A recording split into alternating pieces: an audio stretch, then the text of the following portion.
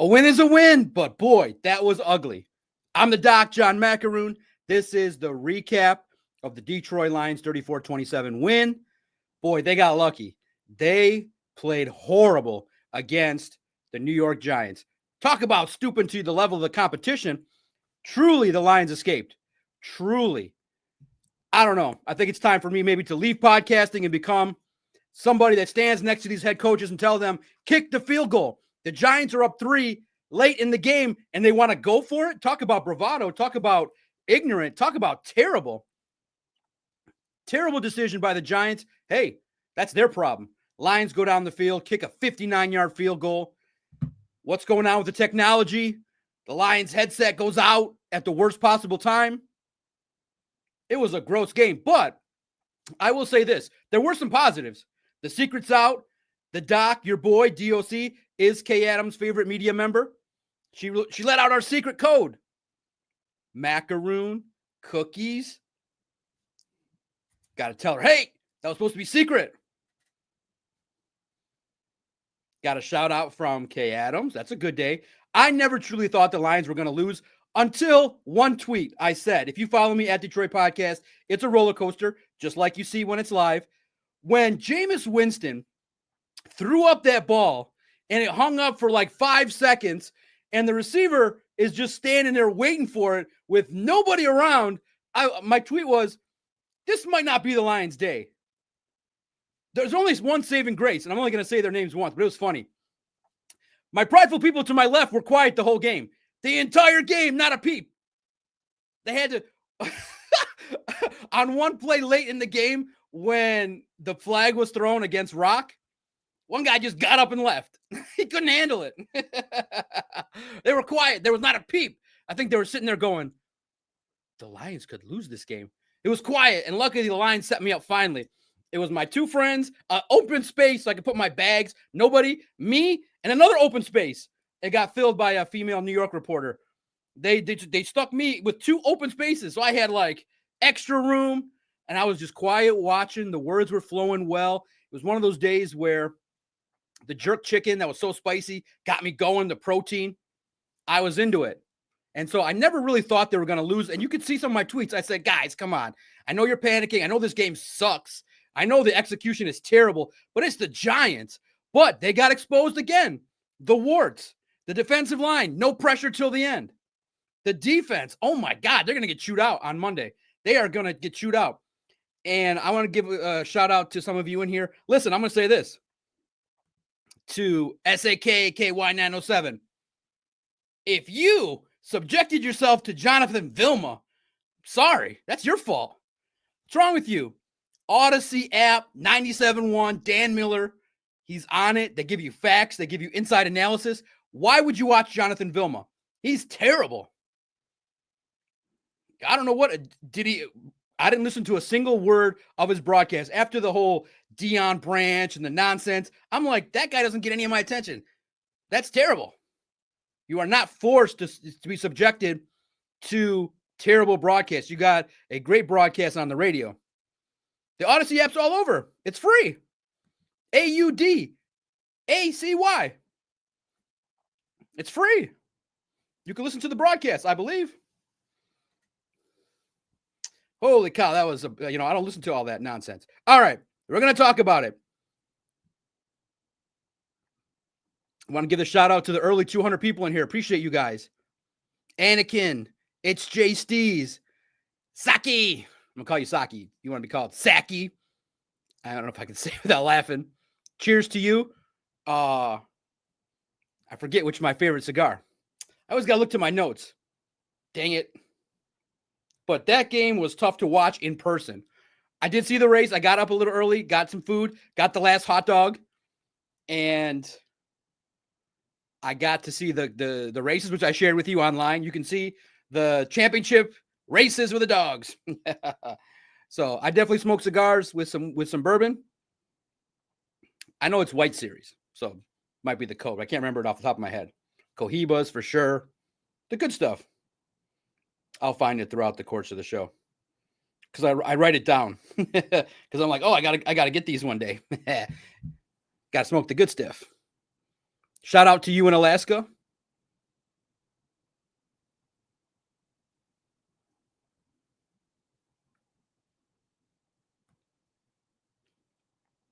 Listen, I did. I heard the whole broadcast. It was great. Screaming, 69 yards, touchdown in overtime.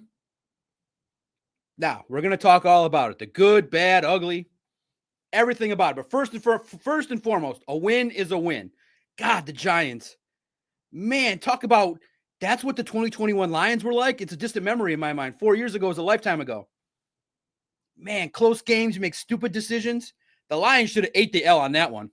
You made Jameis Winston look like Baker Mayfield. What's wrong with your defense? Holy cow. The Lions played so bad, the prideful people didn't say a word next to me. Not a word. I'm telling you, I hear them talk nonstop, analyzing plays. I know the Lions playbook. I know their reactions. I like it. I told you, I like their energy, but my God, today, I don't think they spoke a word to each other. How is that possible? I don't know. But today was fun. I had a good time. A couple media members point up to me. What's wrong with you people? Everyone's calling me a troublemaker today. Today's word of the day starts with T. Troublemaker. I don't know why. I walked in there with a good mood. I have a collared shirt on. I'm always smiling. I got my lanyard. I look good. Smiling. Hey, everybody. They're like, I've seen your stuff on there, troublemaker. I said, what am I doing? I talk about the Lions. I'm very passionate. I swing wildly, from hope and fear, like every other normal fan.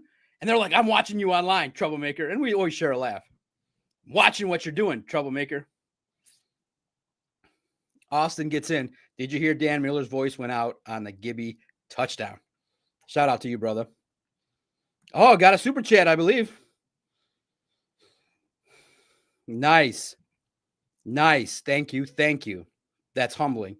Super chats are open. If you want to get your comment in read right away, thank you. $5 super chat. It's amazing to support all the super chats, the memberships. They go to Veto, Christian, and to keep the lights on with Emmett too. 3 great journalists who protected me so I can do this and have the best time. This team will struggle to win a playoff game unless they can play complementary football. O-line and defensive line are problems. Can't protect Goff or sack the quarterback. That's from Daniel Jacob 219. Absolutely right. Oh, that's why people are panicking. We did a story. The great writer Christian gets the reactions from online because a lot of the world doesn't have X, and he posted it. Yeah, the fan base is worried.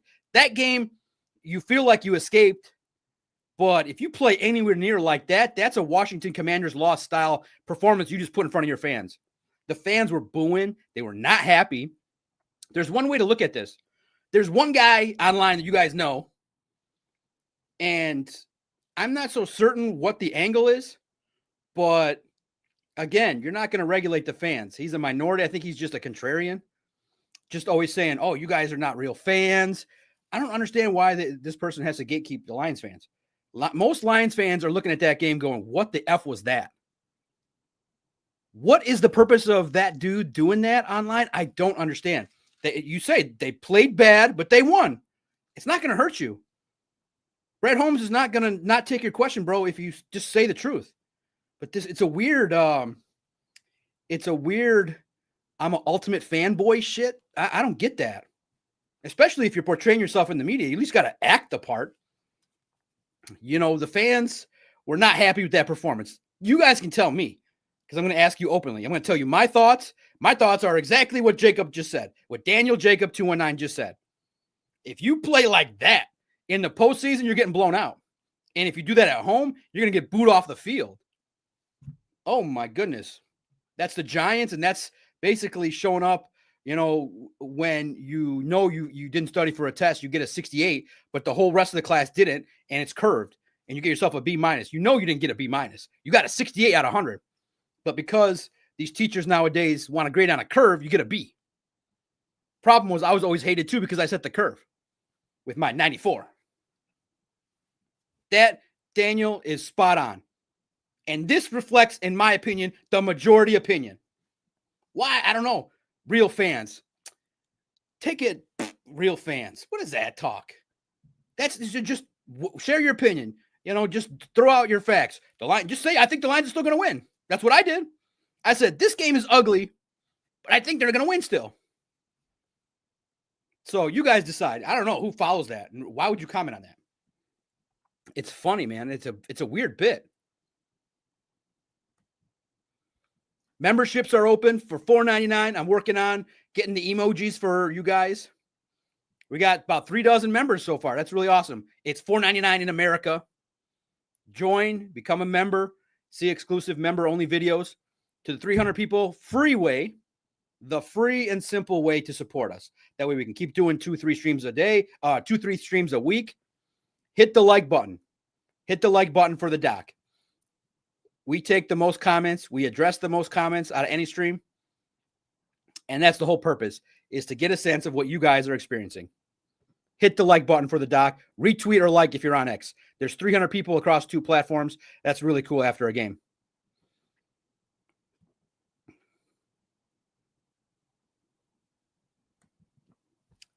Doc, are we seeing a trend? The Lions might be one and done in the playoffs again, depending on who they draw. That was not pretty. Thank goodness for Gibbs. Glad they won. Absolutely. You're right, Saki. 907. What's your reaction to that game? Are you in the opinion, hey, a win is a win, there's no problem? What's your reaction to the Lions' 34-27 win against the Giants? My first thought is, whew, you escaped. The Giants just handed you a W. What is wrong with these dumb head coaches? You're an offensive coordinator. I don't get it. Yeah, I know you want to stamp the game, but you're the Giants. You have a 2-9 record. Where's the acceptance? You think that in Detroit, the odds are in your favor on 4th down to get an end zone score from 6 yards away? The Giants would have easily won. The Lions would have shot themselves in the foot, no timeouts. They would have won the game. You stole one. You stole one. The Giants are ridiculous. They can't close out a game. They are a good football team, but they are devoid of talent. Jahmyr Gibbs is better than anybody on that team, which was good. He was on our side.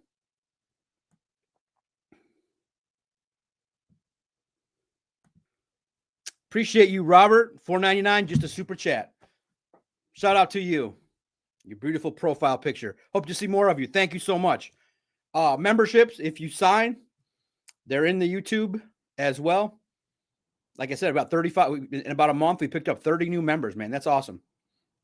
And then when I do videos, some of them go on the website. A lot of them will go up on here as well, on demand for you. We talked about Jared Goff and Tells. We talked about the preview. We talked about a lot of things. I think the shorts are doing well. So there's a lot of content you can visit here in your daily browsing. And maybe when I get to 50 paid members, we'll start doing members-only shorts that you get. And like I said, we're working on the emojis, looking for, more fun in the chat. Become a member. It's fun. You support us, and it's inexpensive to keep local independent journalists. I saw it was crazy. I saw the viral Minnesota Timberwolves didn't have a local beat writer travel. It's craziness. You want to keep supporting the voices that you like. And you guys have been terrible at it. You guys have been great at it, not terrible at it. Amazing support of this stream. Not terrible. You've been amazing.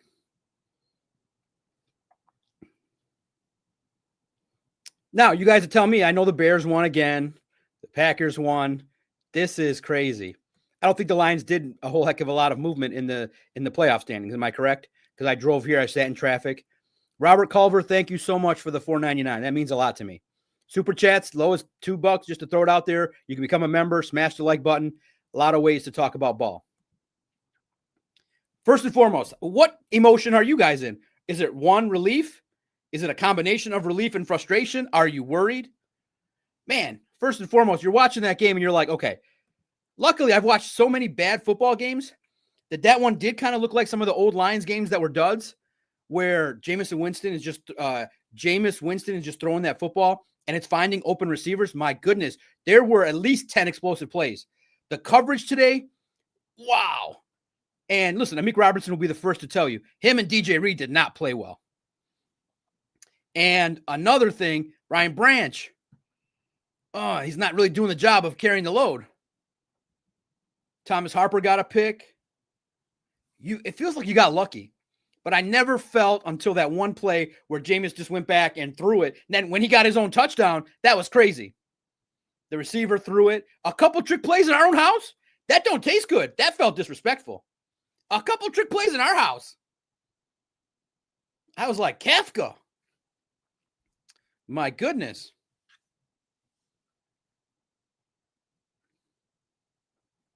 Oh, yep. Let me change the banner here real fast. That was rushing here. See, fat fingers, 2 and 3. Boom. Thank you. I was rushing. I said 6:30 because I got out of the stadium at 5:35. It took 10 minutes to get into the shuttle. 5 minutes, traffic. It was a lot. You guys are still hanging around there. 5:30, 5:40. A lot of traffic. Took me about 40 minutes to get here. Normally a 20-minute drive. And then I was like, blah, blah, blah, blah. Thank you.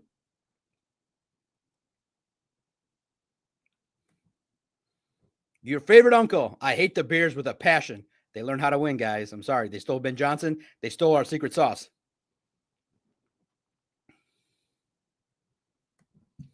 Justin May, the rapper. Good to see you. It's been a minute. The Lions need to clean stuff up and had to play better this Thursday on Thanksgiving against the Chiefs Pickleheads. Yeah, if they play like that, they're going to get blown out. Did the Lions play to the competition? First of all, from your perspective, now remember, I'm 7 rows. I'm the highest vantage point.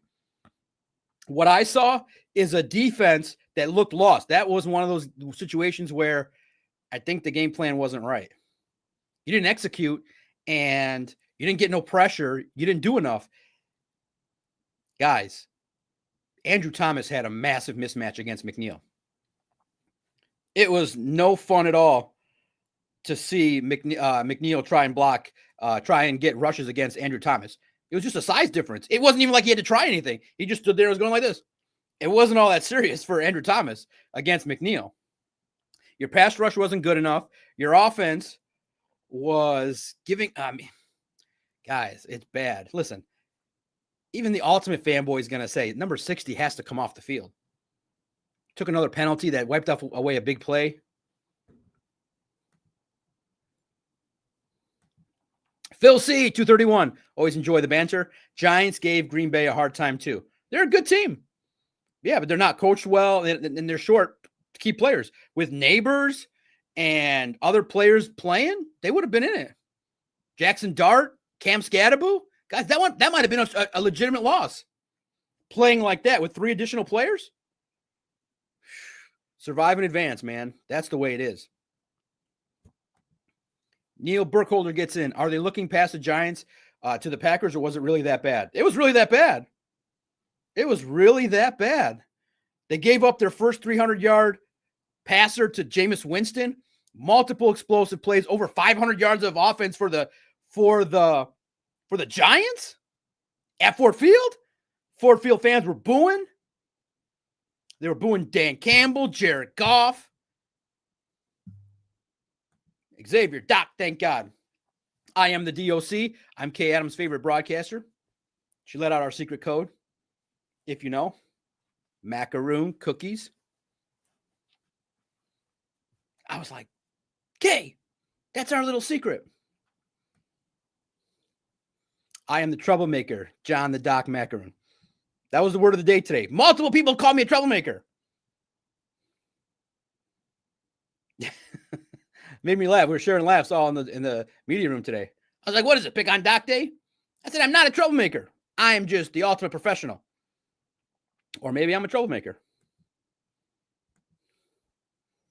Zach J, 7621, Brad Holmes better wake the F up and stop acting like he's the smartest man in the room. Draft the trenches. I'm getting the sense you guys are a little bit frustrated and concerned based on that performance, as you should be. Tell the gatekeeping Lions fan reporter there, listen, man, it's okay to say, yeah, nobody wanted the Lions to lose that game, but nobody's happy they played like that. It's pretty straightforward. But it's a bit. It's an act. No real person acts like that. You sit there as a fan, and if you're a fan, you watch that, you go, what the hell did I just watch for 3 hours? It was bad football.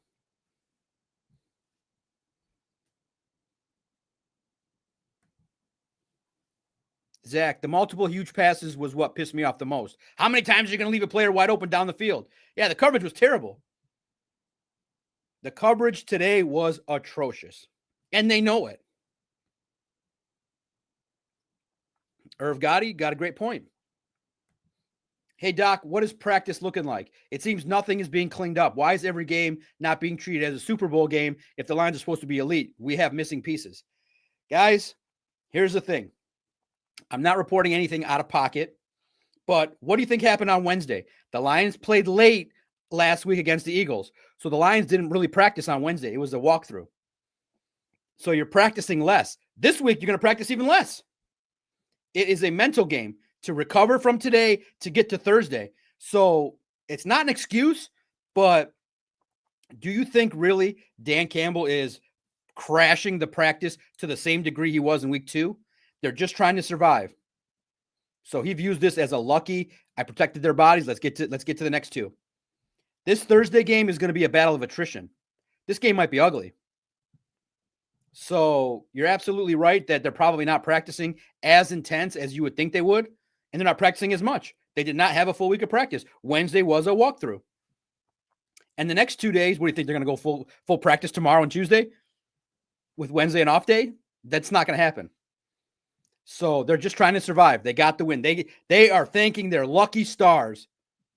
But guys, there's issues. It's clear. It's not being a hater. If you are a fan and you feel like we're overly negative or there's a hyper focus on their play, they're not understanding the gist. You can be a slappy. It's fine. I get it. It gets you followers. It's so easy to go down that road. I wish I was like that sometimes. Why can't I just be a slappy and just be like everything's great and be so happy? But I'm not like that. I feel like my thinking is normal, which is, man, that was ugly. If you play, because the next sentence out of most fans' mouth is, if you play like that in the playoffs, like you just did against the Commanders, you're getting your ass spanked. That's how most fans think because they are thinking Super Bowl or bust, as they should be. These other fans, I think, are not sophisticated. They're just, I want to cheer. I want to be happy. Anything that doesn't say, go blue Honolulu makes you uncomfortable. Well, guess what? Grow up and figure it out that Detroit's fan base is passionate. We aren't toddlers here talking sports. There are some professional grown men talking sports. You know what I mean? What do you want me to do? Go kiss Dan Campbell's butt so that you guys will like me? Please. He won't respect me by doing that as opposed to asking a tough question. And look at the example, okay? And here's an example I want to give you guys. You look Amon-Ra right in the face, and he's a perfect example of how 2 grown men talk to each other. He had a drop, and he played better. So I looked him right in the face, man-to-man, with the camera in his face, and I said, yo, Amon-Ra, you had a drop. After that drop, you look like you played a lot better. Did you lock in after the drop? Not trying to hide from it, and he's not trying to hide from it. He's like, no, man, no problems. I don't try to let one play dictate my game. I had a coach tell me how to handle it. He answered the question like a pro. That's why media like Amon-Ra, because you can talk man-to-man to him. And he knows he's going to get the man-to-man question from the doc. The doc talks manly. He got the man-to-man question that I recorded and I shared. A man-to-man talk. That's how grown men speak. Hey, you had a drop, but it looked like you got into the flow a lot better afterwards. And he addressed it. That's why if you have at least one guy like that in your locker room, you never have a problem being in the media. They don't have to hide because they know how to answer. They know how to talk. You know what I mean? So again, I'm not going to go there to kiss butt when they played bad. They got 7 wins. But yeah, the fan base is reflective of some panic, some frustration. Let's be real. I think some people just want to live in fan denial because they've been overly hurt and they can't handle it. They can't handle real talk. They just got to go online and tell people that they're not real fans and they feel better about themselves with their followers. I'm going to celebrate the Lions win to go to the Lions Den, the Lions Dean to go out to eat there. Where's that? Where are you going out to eat to celebrate? Because that doesn't make any sense. The Lions Dean to go out to eat there? Invite me there. Is it in Detroit? Now, if you have a different reaction than me, please share it. Exactly. Dolo Dynamite. Doc, keep doing what you do. I like your style. I can't F with the other fake podcasters. MC3, who dat 246. Always love seeing you in the chat. This was always going to be a transitional year entering a retool offseason. My expectations are lower. Do you agree with this sentiment? Let's rewind. Wow, half hour in. This has been flying by. What is your reaction to that game? How do you process that? For me, this is how I process it.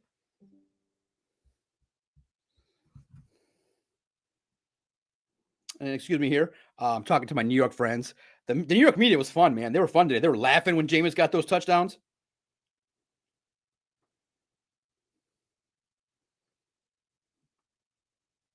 They were having a good time with it. Like, what the heck's going on?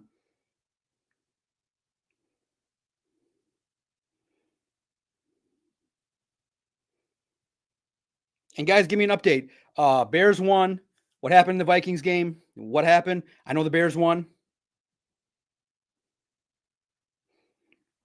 So, to me, I was watching that game and I said, this is ugly. I said, oh my goodness, this is bad. Then they ran a trick play in the first half and the second half. I said, this is not good. They gave up big runs to too many big runs, too many explosive plays, and the tackling, blown coverages. It was bad. It was bad. Woo! But when it was halftime, if you follow me at Detroit Podcast, I feel like you got a real sense of how the game was going. I was like, guys, I'm not sensing a loss here. This is the Giants. They just do this.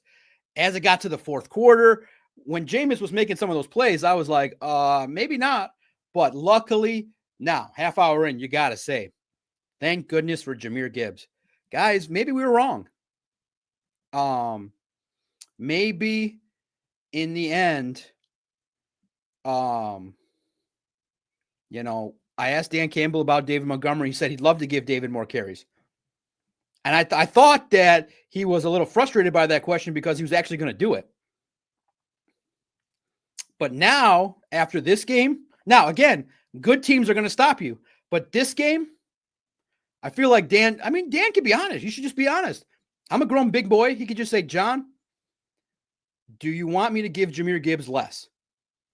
Answer the question. It's pretty simple. The fans are asking me to ask you about David Montgomery.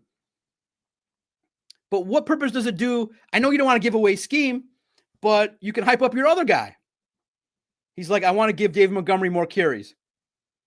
But, today, he really should flex. He should be like, why would I really do that? But I think that David Montgomery said prior to the season, don't forget about me because I think we're going to forget about him.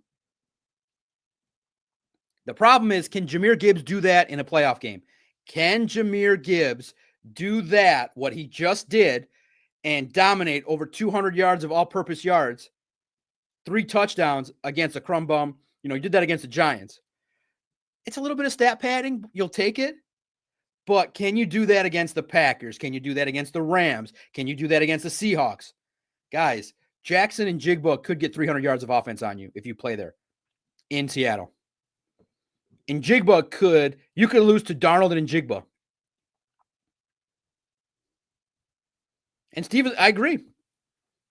Steve laid it out. You don't have to sacrifice Gibbs touches to give Monty more. But what happened though last week, Steve, what do you do when you're playing against a defensive front like the Eagles and they stop the run game and they pin back and make Jared Goff one-dimensional?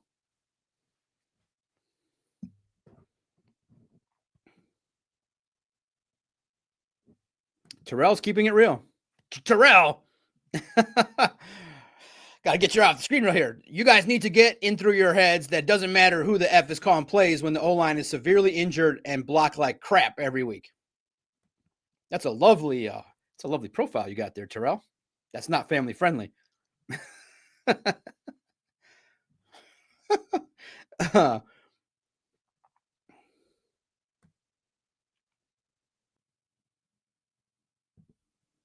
Guys, listen, it's a good question. You guys ask it. We're not going to spend too much time on it, but it is a topic that probably in the next show I do, we'll address it because it's really a topic that goes to, if Brad Holmes would have acted differently, you could have had a better team right now. If you didn't draft Manu, if you didn't draft Broderick Martin, Hendon Hooker, if you didn't trade up all those spots for Tesla. You could have a better defensive line right now. The whiffs are starting, guys, and you guys are trying, like the fans, when they come to the defense, like facts are facts. Mekhi Wingo can't get on the field. He's a draft pick. Am I wrong? So now.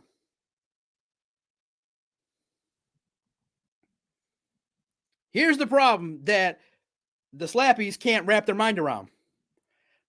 Brad Holmes said that it's going to be increasingly harder for the draft picks that we got based on the team that we have to play. Mekhi Wingo, prime example, can't get on the field. Draft picks can't get on the field. 3 of them from this class are not playing. Okay, follow me here. I'm not talking rocket science. Football is simple.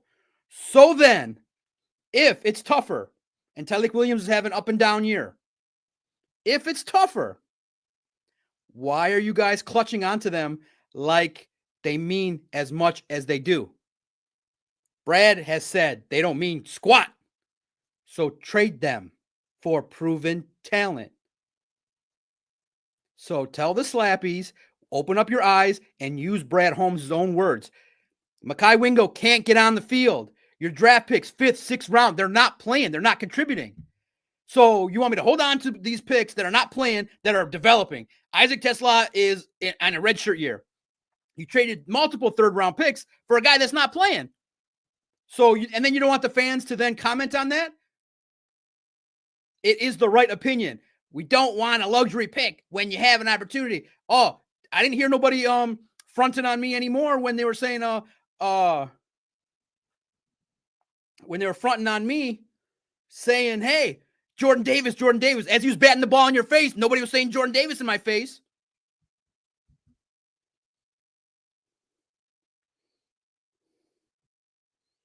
Nobody, you guys stopped crying about Jordan Davis and Nakobe Dean and they're a great defensive line. Nobody stopped talking about that.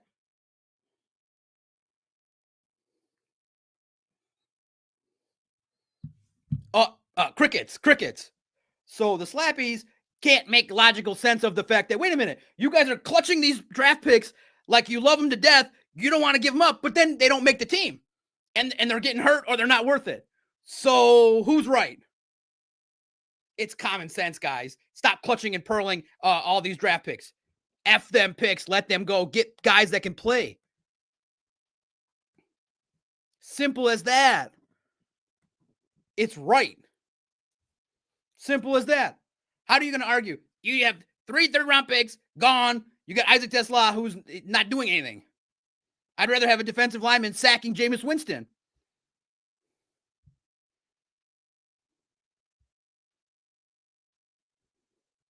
Come on. F them picks. I think the Slappies just get, like, their wiring gets crossed, like, you're questioning Brad Holmes. Who are you? You're not a GM. But all I'm doing is reflecting back what the general manager said. The general manager said, we can't use these players. We have a team. So we can't use the player, but we got to keep them, according to the Slappies. Get out of here with that. And you guys get mad at me for, like, I want to give up 1, 2 first-round picks for another weapon for Goff.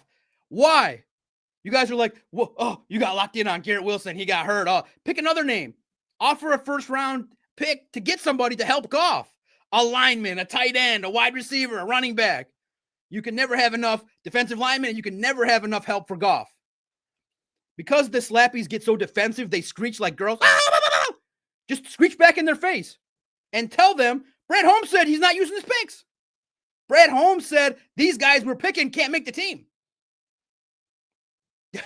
So why do you guys clutch and pearl for him so much? It's common sense. Your 24 and 25 class are not contributing that much, guys.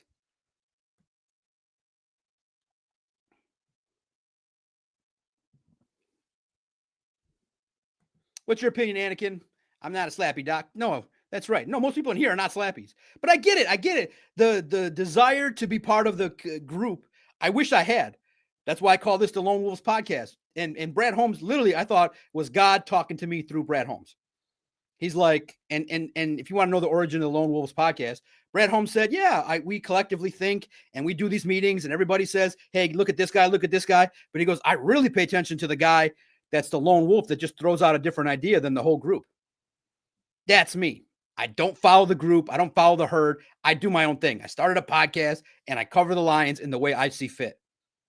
Come hell or high water. That every time I walk in the hallways, hey, Troublemaker. And I start laughing with them. I say, what'd I do? I am not a troublemaker because now I can tell you officially I'm Kay Adams' favorite media member. She broke our code. Cookies. Macaroon.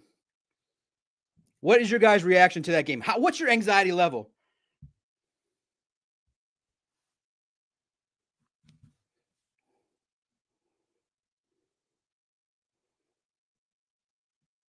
And thank you guys too. There is a fair amount of you asking me and thanking me for asking the tough question.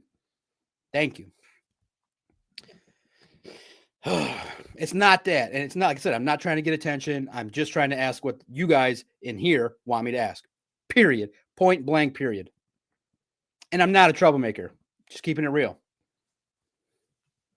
But I always laugh. We always laugh. Remember, the media members point at me and laugh. We laugh because they know I'm funny. Funny looking. Are you guys feeling like this is a setback after a game like that? It feels like a loss, but it's still a win. Man, it kept the guys next to me quiet. I was so happy. I could think and answer. Guys, now there's 500 people in here. Please smash the like button, become a member, leave a super chat if you want to get your comments in. I cannot get to all of them all at once, but I can give you guys a shout out for being in here. Gary, 9010, MC3, the Easy Loom fan page, Dolo Dynamite, got a lot of love for you. The Keys to Wisdom is here. The Easy Loom fan page 3. Interesting name. Irv Gotti, Jeff Lammy, R. Rodgers.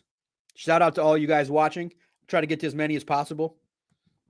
The Keys to Wisdom. Goff is doing very well for what he has to work with in front of him. He's had the hell beat out of him, and the offensive line is not trustworthy play to play. Okay, now we have our complaints, and it's fair to start with that, obviously, that the Lions didn't play good enough comparatively to the rest of the league. The Lions didn't play well. Now, there is like I said, shining light, shining beam of ray of light that we got to see. That is by the grace of goodness that this player, Jahmyr Gibbs, can take advantage of teams that are terrible against the run.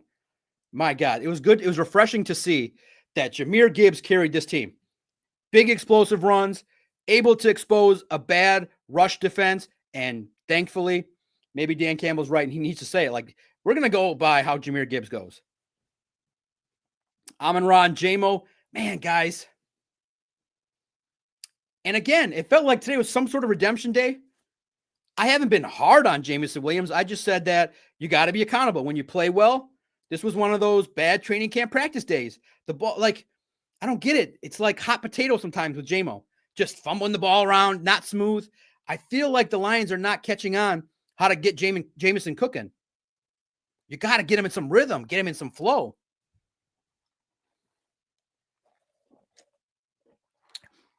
J-Mo is running and bobbling, and it's all looking weird.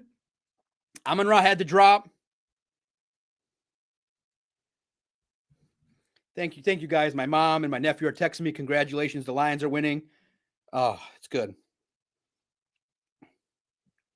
We're dropping articles every hour at Lions on SI.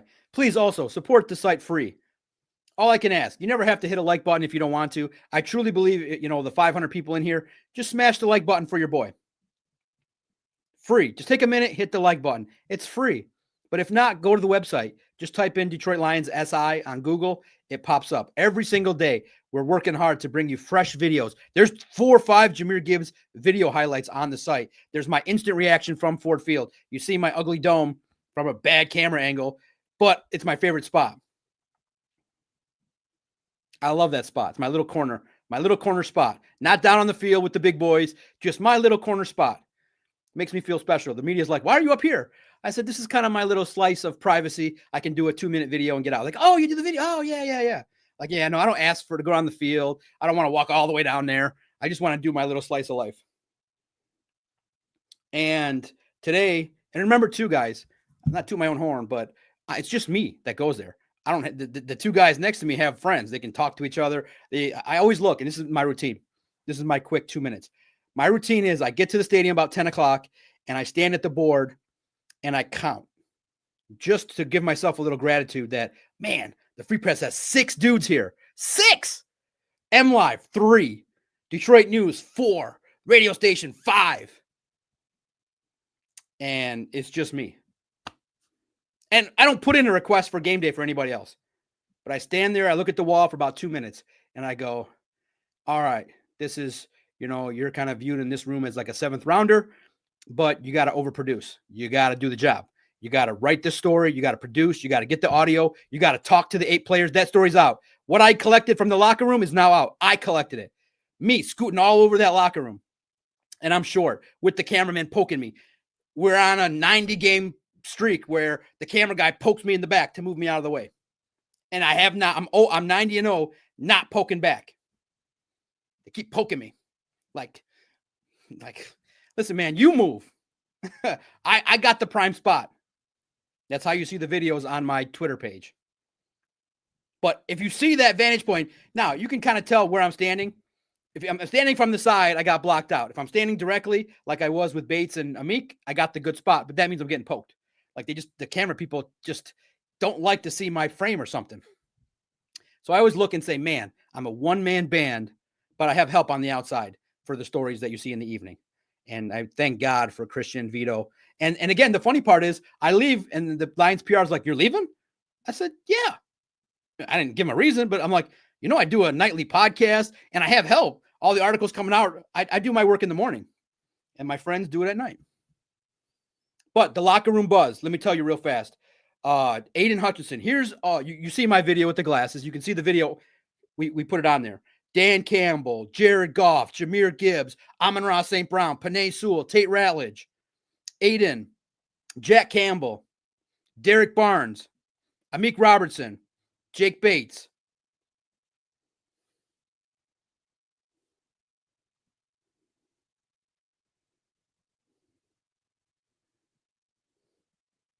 So, and I appreciate that. I kind of like it. If it ain't rough, it ain't right.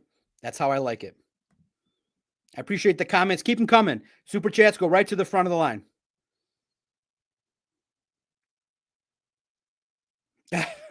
You guys like me to pivot. I am not. It's JST's. I'll get back to that comment. You want me to talk about Jonathan Smith on this day? Trying to get my head to pop off. Brent DeWitt, I really appreciate you and your super chat. Your membership means the world to me. And I know you're definitely one of the ones that peeks into those videos when they come out. Down 99, Gibbs, Offensive Player of the Week. Again. MVP, game ball, no doubt about it. I haven't seen Dan Campbell, but he should be funny. He should be like, yo, brother's giving me a heart attack up in here. What was that? He should be funny. He should be, what the hell was that? Calvin Shepard, you're in trouble. Report to my office tomorrow morning, 5 a.m. He should be funny with it.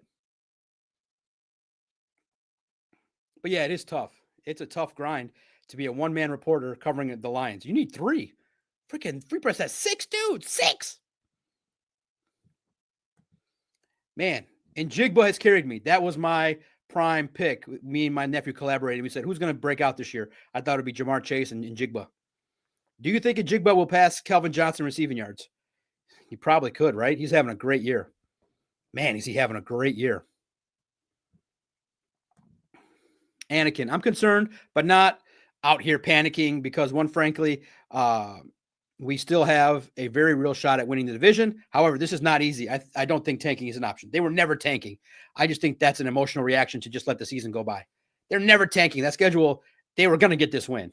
Like I said, I had one tweet where I said, or two. I said, I kind of seen this game before, but I never got the feeling of loss. Like, okay, because the Giants are terrible. They are terrible. Like bad teams are poorly coached, poor decisions. They don't kick the field goal. You're up 3 and you're trying to go for it on the 6-yard line. What are you, high? He's like, F it. I got no F's to give. I'm Coach Kafka and I coach the Giants. I ain't got no F's to give. What the hell? What the hell? That's it. That's it. I am meant to scream and get yelled at by the analytic people. Make field goals great again. Make 3-point special again. 4th and 6 and you're going for it. Trying to put away the Lions on the road? What are you, high? The New York media should have crushed them. What are you, crazy? You go up 6. You have a crappy defense. And I know he's probably going to say, if he wanted to word salad it, well, our rush defense, we were scared of Gibbs. He could talk his way out of it. And I could get it. But up 6, I feel like the defense could be a little bit more comfortable. And first and foremost, I should say this. Credit to Jake Bates. Boom, baby. Boom. Video of him on our site at Detroit Podcast. He is clutch. Clutch gene with Jake Bates. 59 yards, baby. That was awesome. Now, let's give Jahmyr Gibbs some credit. We're all saying give it to David, maybe in more short yardage situations, use him a little better. But Dan Campbell's got a weapon. And a weapon like that against bad teams is a killer. Jahmyr Gibbs is better than any player on the Giants. They fought, but Jahmyr Gibbs carried you. Credit to him. What word would you use to describe that? Stupendous. Amazing. Special. Man, I think the good man upstairs knows that some validation is needed for the doc. My phone's blown up with good media, good questions, good. I think all the haters took the holiday off. I appreciate that. Thank you guys for texting me. That means a lot. That's nice of you guys. But on the other side too, thank you for texting me nice things, but it's just a job. That's what I do. Locker room buzz is now out. You can hear, check out what I collected from the locker room. The headline is on X. Check out the best things I heard inside Ford Field.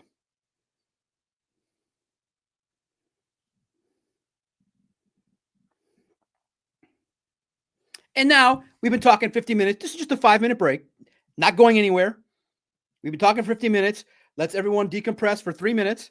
And I want to share with you why Kay Adams loves the doc and why she definitely, when I message her, responds, because I'm her favorite. The secret's out of the bag. She broke our code. Our code is cookies, macaroon. She loves your boy. Get it? Cookies? She didn't just happen to post that.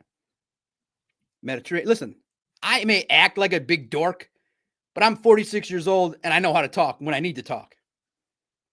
When it comes to the media, I'm dead quiet. When it comes to Kay Adams, Rico Suave comes out. Hey guys, I'm talented. I'm not going to hide it. And she broke our code. Get it, guys? Macaroon, cookie, macaroon, the most beautiful, delicious treat on earth. So she was just talking. I don't know. I've watched this about 20 times because I think she made it for me. She replied to me. So let's check it out.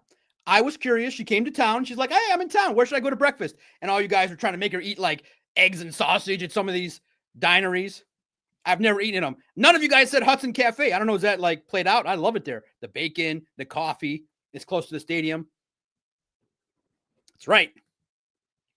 So I said, hey, Kay, it's been 10, 11. Hey, Miss Kay, did you get breakfast?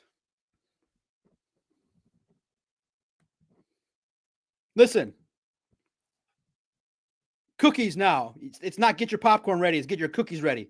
Because, get it? Macaroon, cookie. Maakaron, macaroon. So Miss Kay Adams decided to get all dolled up for the doc. This was not just on purpose, guys. This was not just an accident. She got dolled up nice and pretty to promote, and she replied. Because the doc, your boy Doc, knows what's up. I am the official Kay Adams favorite Troublemaker media member. So let's just enjoy whatever this is. This is an inside joke. This is beautiful. This is Miss Kay Adams paying homage to her favorite podcaster on earth because I asked her, oh, wait, is that me? Wait, what? Is that me? She could answer the whole world. Is that me? Your boy Doc? Hey, Kay, what's for breakfast, Miss Kay? Oh, yeah. Cookies. Ready to go out to the game. That was her breakfast. That's me. What's for breakfast, Miss Kay Adams? And she found a reply to the Detroit Cookie Company, and she's looking very.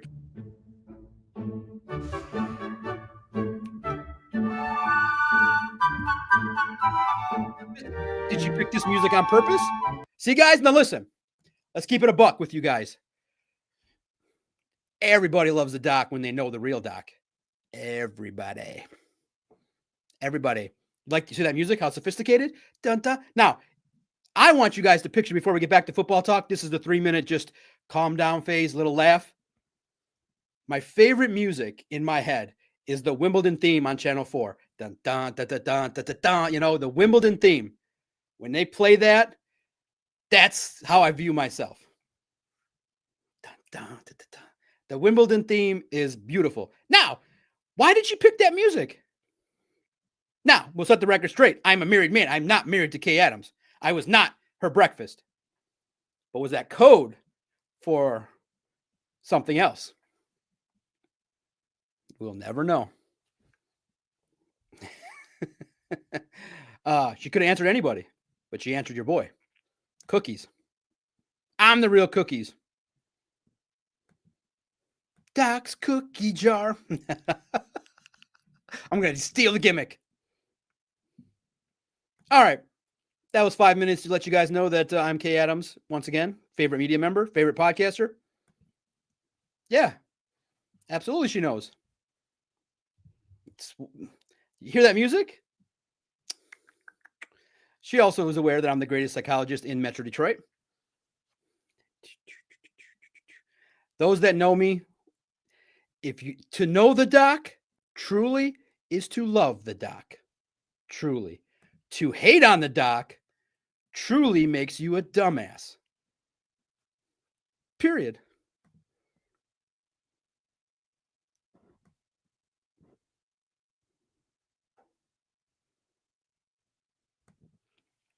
All right, back to football. Jahmyr Gibbs, you got to praise him, give him the love. Lions are not that great, but Dan Campbell coached away wins versus Philly and Minnesota. Could be 9-2. Guys, how do you mess up your own equipment at home? At home. American Boxer, shout out to you. This is a wake-up call.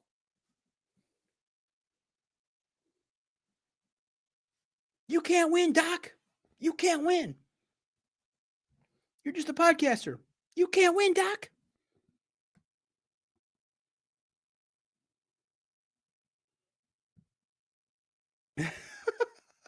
Brent, macaroons in the Bangkok airport are the best.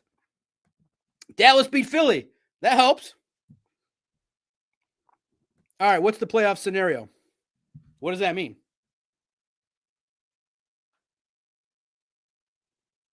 Looks like Jack Campbell topped. Oh,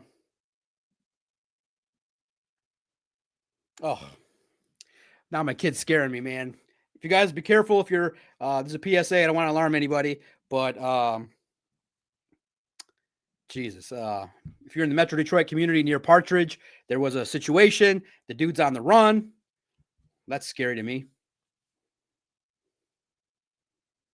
Man, these phones are terrible. Killed the vibe. But be careful if you're in that area. I'm in Sterling Heights. My home's in Macomb. So please be careful in the Metro Detroit Macomb community. There was a situation. Check your scanners. Check, just please be careful. It's a terrible, terrible, terrible. Terrible. Getting messages like that.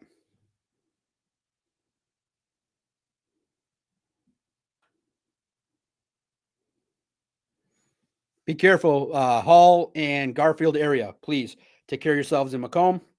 Hopefully everybody's okay. I don't know the details. If you guys go check them out, you can fill me in because I'm on the air here in Sterling Heights. My door's locked. I have no access. No one can get in here, but it's some scary stuff to look at, man. Man. Just try everyone. We want everybody to be safe. Yeah, Brent, you're right. Bears in first place has the Twilight Zone music, right? Listen, I mean, Ben Johnson learned from Dan Campbell. It's the ultimate respect. You can't hate on the Bears. I mean, yes, F the Bears, but they did the smartest thing. They're like, let's just steal from the competition. And they learn how to win. Isn't that gross?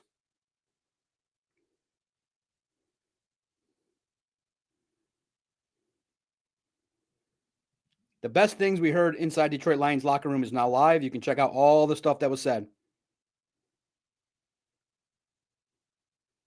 Inside Ford Field. And then the next story, I think might be the last one for the day, is we'll put up the quotes for Dan Campbell.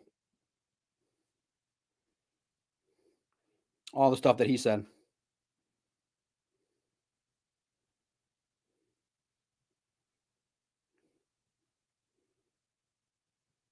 So, and like you said, they got to 8 wins. They've had a bad schedule, but listen, guys, they know how to win. They have the genius. What do you guys think of the Bears being in first place? Sucks to read. We need them losses to pile up. Knock me 29. Knock me. How do you say that? How would you want me to say that? Knock me. Nag me? Oh, nag me. Nag H me 29.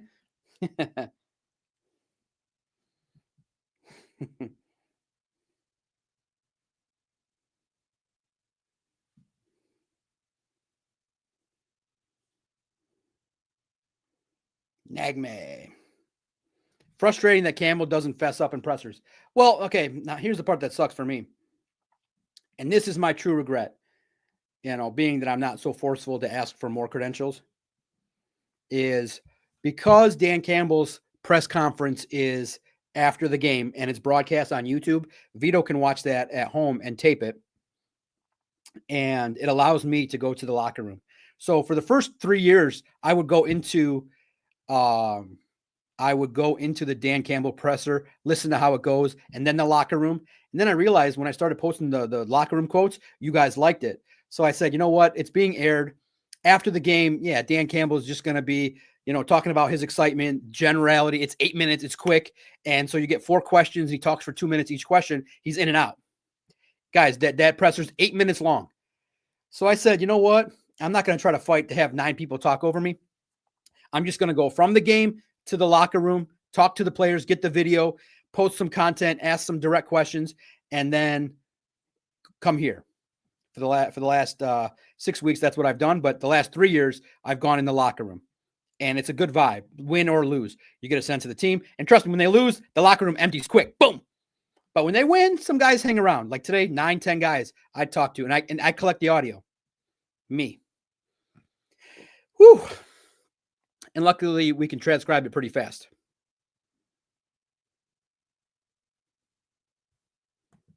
Right. Our Rodgers. Right. They're just exactly. Phil C., I appreciate your time. We got 500 people checking in before Sunday Night Football. I appreciate your time. Smash the like button. That's the free way to thank me for talking, for being a conduit, for being real, for not talking down to you. I may disagree with you, but someone that is on the Lions media has this air of like, you guys want to act like this is the time when we were depressed, and you guys want to be like this, and you guys, it's like you can almost feel the judgment through their text and tweets. It's weird. Like, I get it. You're ultra positive, but most fans leaving that, I don't believe, are walking away from that saying, wow, the Lions impressed us. They got going. Because I think most fans wanted a 50-3 bloodletting. I wanted the style points. That's all. Now, listen,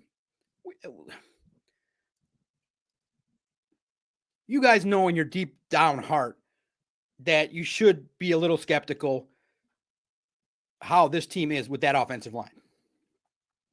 It's going to take time. Oh. Now, I want to give my reaction to that comment. Dana O'Shana, E3F. I also love pussy cats. I look at it and I say, I want Brad to just copy a couple of the things that Howie does. That's all. Brad is on his way. But I think the fair analysis is he's not Howie Roseman. Howie's the class of the NFL, and Brad's right up there. But Brad is not aggressive, and he's made mistakes. Key mistakes. Hooker, Manu, Broderick Martin. Now, the more you're in the job, the more it hurts, the more you're going to have misses. But the 24 and 25 draft classes, guys, aren't the best. So remember, you can start to formulate, well, when you're drafting top 15 and trading up, it's pretty easy to get a Jamison Williams and a Jahmyr Gibbs and a Penei Sewell and an Aiden. But now try to find some diamonds in the rough at 32 and 24. It's a little harder. It's a lot harder. So that's why I say make your life easy. Trade them away for some proven talent. Trade them away, baby. Trade them away. Don't listen to all these slappies. They're slappies for a reason. They're just trying to be happy. They don't challenge anything. They don't think critically. They just, yeah, Brad, whatever you want. And they're not going to directly ask him about his mistakes to his face. Leave that to me. Let the bad guy, the troublemaker, handle it. Don't worry. Don't worry. I got thick skin. Don't worry. Don't you worry.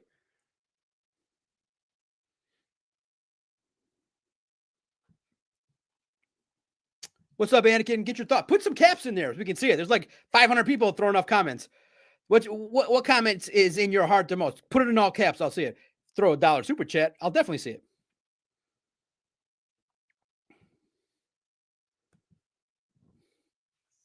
Is that the Monday night game? When do the Bucks play the Rams? Is that going to be tonight, 8:20? I got to throw the tape in. Or is that tomorrow? What happened in the league today?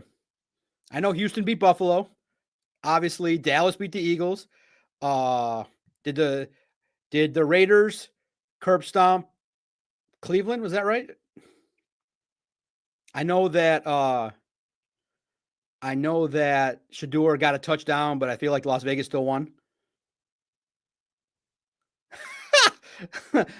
Terrell's like, you better believe he better not have. Yeah, no, you have to have a fine line. Terrell be like, I'm calling you out, Brad, right now in front of everybody. Like, in front of all these people? Oh my God. I got to put up there. I don't even know. You guys, if I get banned because of Terrell's thing, sorry. I don't know these rules. This dude's funny. Could you just make a little more PC profile? Like, can you just be wearing a little bit of a thong? John, Brad is lucky I don't have credentials. I would tear him a new A1, A-hole. Terrell would be like, listen, Brad, I know you hate the doc, but let me tell you something. That Broderick Martin pick was terrible. Let me tell you something, Brad.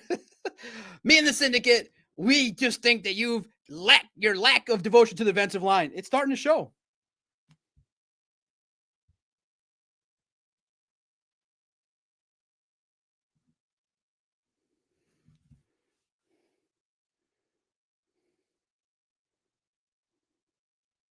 Every time, man. Listen, they're getting asked tough questions.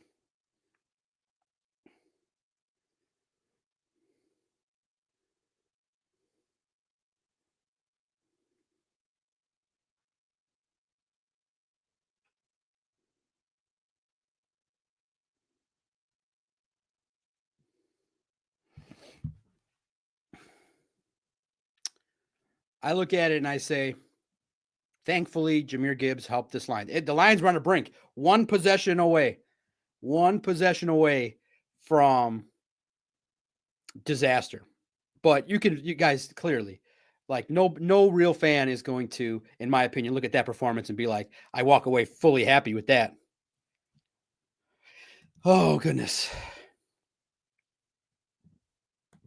Jeff Lammy with a good question. Another game on a day that ends in Y. Another helmet-to-helmet hit. It's a bit of bad luck, but he's going to get fined again. He is just having trouble with the trajectory of his hits when these receivers are finding him. I do think he's got to adapt. I mean, it's to the point now. Come on. You got to adapt. Every week?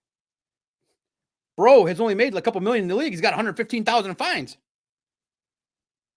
Bro, come on. He's got to adapt. He's not a dirty player. is just a little reckless with the helmet, in my opinion.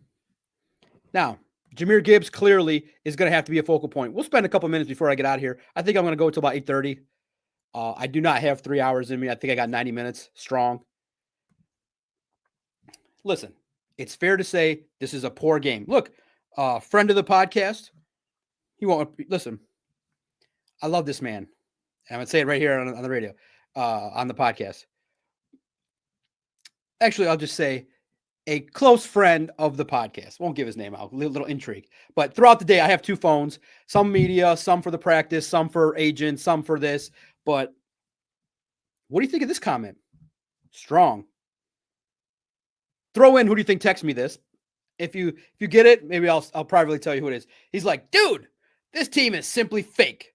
No Super Bowl good, nowhere close to what they were the last 2 years. And yet, if you say it publicly, you're called every name in the book. See?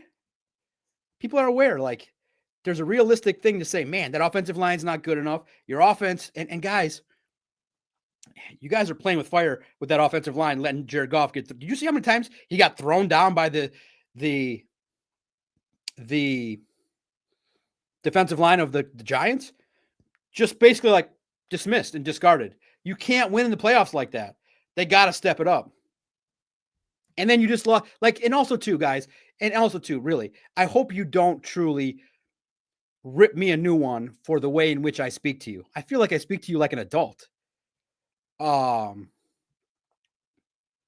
If the team loses Sam LaPorta, what kind of professional would I be to then just disrespect Sam LaPorta and then come on the air the next day and say, yeah, still Super Bowl good?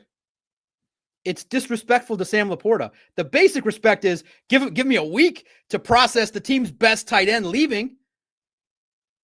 The Slappies don't even do that. Have respect for the player that got hurt. Sam LaPorta is one of your best blockers, one of your best tight ends. So you want me as a paid professional, as a grown man, former Lions season ticket holder, to say, Sam LaPorta's gone. Super Bowl dream's still good.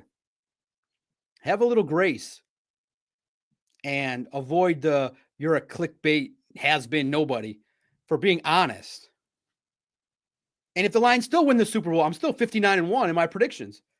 59-1. You know, and people say, well, it's easy to say they're not going to win the Super Bowl. Listen, guys, come on. That's all we care about. That's all we dream about. That's all we fantasize about is a Super Bowl ring. We all want the same thing.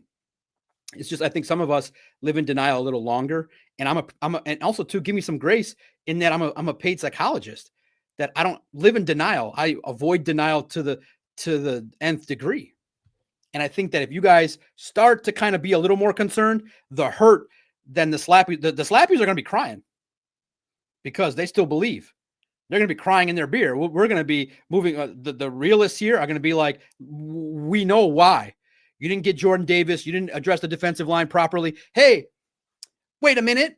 And I want to give credit to Rico Beard and Mike Valenti. They said it, and I believed it. They said, wait a minute. Don't the Houston Texans have 2 defensive linemen? Daniil Hunter and Will Anderson? Is that 2? How many do you need? 2? They look good to me. Just saying, you can build a team any way you want. And I think people are saying this defensive line could be built a little different. Bam, bam with the $5. Appreciate you, man. Really do. Been seeing you more and more. $5 super chat. Appreciate you. Prime profile pick. Good on you. Bam, bam, 714. 30 plus years down to see the Lions turn it around in 3 years. I'm excited and realistic where we're at. Talent is 100, but fortitude takes time. Are we impatient? I respect your comment greatly. So I just always want to frame it this way. When I look at a game and I look at their performance, I always say, how would that look in a playoff game? How would that look against the Rams in the playoffs and the Seahawks? How would that look against the Colts in the Super Bowl? I would say, and also too, there is a little bit of, you want to puff your chest out. Like last year was really special. Last year was fun when you were the number 1 seed. You went into the postseason with everybody thinking you were going to the Super Bowl. That was cool. Everybody was like, the Lions are going to be in the Super Bowl. They're going to win it all. There was a lot of injuries, but maybe they said, well, the injuries might catch up to them in the Super Bowl, but they're going to get far. It's going to be the Lions and the Eagles. Let's go. Let's get going. And then they lost to the Commanders. That was a super kick to the nuts.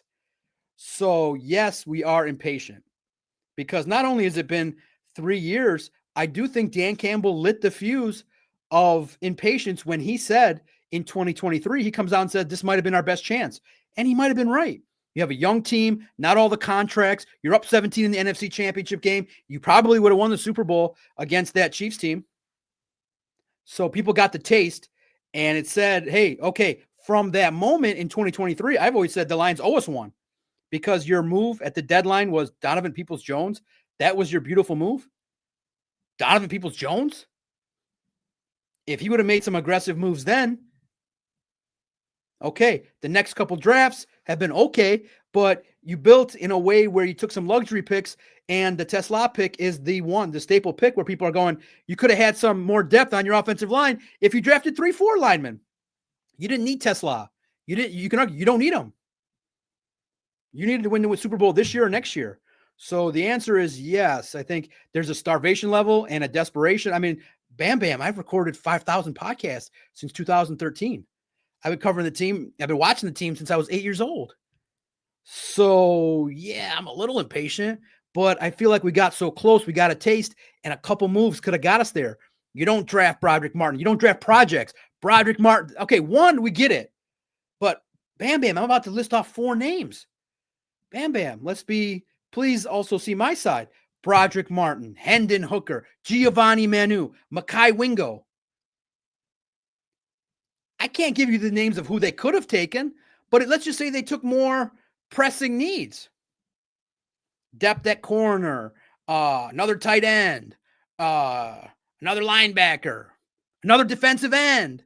Get 2 of them and back-to-back. No Broderick Martin, get a defensive end. No Hendon Hooker, get a defensive end. No Giovanni Manu. Get a real left tackle that played American football. 2 years? Bro, you ain't waiting 2 years to get people to pay the $1,000 more for their season tickets. Bro, this is the NFL. That's a tough ask to go, hey, man, I'm going to draft this left tackle, but ours, went down, It's tough. So your point is very valid. The Lions, this regime has brought us to the ever so close to dynasty of heaven in football. But in terms of what I've said on this airwaves is Brad Holmes is good to upper echelon. He needs to be elite to win a Super Bowl. And some of those elite moves he hasn't made. He's made mistakes. And I always say Brad Holmes owes me one. So when he wins the first one, I'm going to say it should have been 2. It should have been 2023 and this one and next year. That's just how I think. But I respect you greatly for sharing that in this room. And I want you to be here. Be the voice of dissent. Be the voice of, your opinion. I respect it. And I hope you never feel like I talk down to you and we can have a civil conversation. That's just my approach. I feel like I'm owed one. I feel like I want one now. I want one yesterday. Because I also celebrated the Michigan State 2000 National Championship for, I want to say, at least a good year. It was a high, unlike any high you could ever experience with any substance, to celebrate a college national championship when you're there. And these Lions fans deserve it. And I deserve it.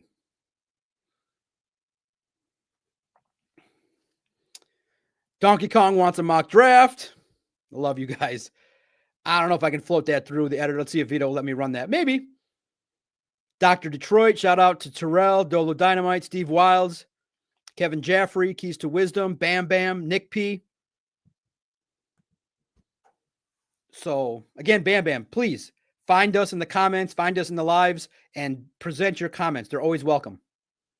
Also, too, it brings a level of civility to our wild, ranting ways.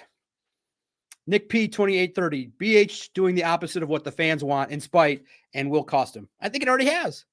But remember, he's done a good job. He's only 5 years into what I think is going to be a 15-year career. But I think he owes us one.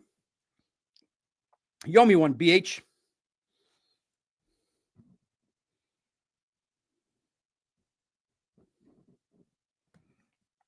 Are you guys mad at Brian Branch for his actions? What do you make of Brian Branch? It's tough because he's such a good player, but he's down on himself, making too many mistakes, taking too many 15-yard penalties, but you still take it. He's still young in his career. But man, got to adapt. So we got to just be honest. Get baptized again. Are you allowed to get baptized more than once? I would say, though, the next time, can the dudes not be looking like they're your bodyguards? Can you get this baptism to get some priests in it, actually? Can you get the guy? Listen. We don't be disrespectful to the men in black, but I kind of want my guy to be wearing white, holy, that's going to baptize me. All right? I don't want it in that metallic tub. All right? The way I want to see the next baptism is out in the ocean. And there's got to be some ladies throwing some petals on the ground when you're getting baptized. And there's got to be some homilies. Jesus loves you, Brian Branch. You know, it kind of felt more like rugged. I need to be more holy. Get baptized again. And I will say this, just on a side note, I've been watching a lot of food videos. And I'm not going to lie, those that be baptizing the chicken, I got to find these people. Because I got to do it. I got to do it one time. I got to be in the aroma of that big, huge black crate. And the guy uses the roller to roll down the chicken into the fryer. And you just smell it. Oh, my God. We are baptizing the chicken, just spraying all the salt all over it. And then you hear the, oh, my God. That gets me. The algorithm found out that I like that. And so all my Instagram is two things. One I can share and one I can't. It's a bunch of fried chicken videos. And these dudes be baptizing that chicken. And I'm like, damn, I can't eat a lot of fried chicken. But damn, these dudes, they're like, they got their whole setup. Then they pull the thing out and there's like 50 pieces of chicken. I'm like, oh my God, I can almost smell it. Then they eat it in front of you and they have that special sound. What is the ASMR? I'm like, damn it, I'm going to call these people up. I'm going to direct message. Can I come get my chicken baptized too?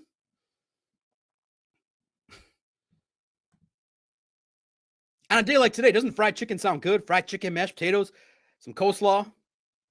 And I'm basic. I'm probably saying, some chicken shag is basic. But damn, it sounds good, doesn't it? What's the meal I should have when I get home? Oh, you guys are hitting the good stuff today. Steve Wilds. Doc, is Hutch overrated? No. Here's why. Brings the pressures, brings the sacks, but he needs to do more. He makes mistakes at his age. Remember, too, he's coming back. Now, he also has not earned the hefty dollars. In 2 years, he better be setting those edges and stop having those overcommitments. He's a football player. He's not perfect, and he's not Myles Garrett. But remember, Myles Garrett is 7 years older. So I'm expecting sort of that potential in the future. For his development, he's just fine. But hence, I'm realistic. I'm not a slapdick. I say get him some help. He is on the verge of superstardom. And we're right in the middle of the window. I need a 29-year-old prime Aiden Hutchinson on this team. And I need one more defensive end. So remember, the Slappies want you to love Brad Holmes and everything that you do. The doc and the real people that understand football say more talent helps Aiden. Why doesn't Aiden have 12 sacks right now? Because Al-Quadin Muhammad. And today, guys, I tweeted it right when I saw it. Guys, when you guys see this, I beg of you, it's going to be, I think, in the second or third quarter. There are 2 reps back-to-back where Aleem is on the edge and he's battling Andrew Thomas. And I bet you Andrew Thomas didn't even take 5 steps back and had to do no effort to block Aleem McNeil. Andrew Thomas outweighed Aleem McNeil by a good 70 pounds. He looked like from way up top. I tweeted, I said, guys, these last 2 reps, if your thought process is to match up Aleem McNeil against Andrew Thomas, look at those reps. Give credit to Aleem for trying, but he had no push against Andrew Thomas. Come on. That's not the answer. That's fun against average left tackles, but Aleem on the edge is not the answer. Not against Andrew Thomas. Listen, and it's not his fault. He got out. It's not his fault. It's not his fault at all. But it is not fair to say, we cannot say that Hutch is overrated. He's not. 7.5. I don't know how many sacks he got today. He get it up to 8.5, 9. He's not overrated. But in 2 years, he's got to be 15 to 20 sacks every year from the time he's 26 all the way to 32. Not yet, Derek, not yet. He's still on his rookie deal this year and next year. He doesn't start it until the 27, 28, 29 seasons. You guys relax. He's still on the rookie deal.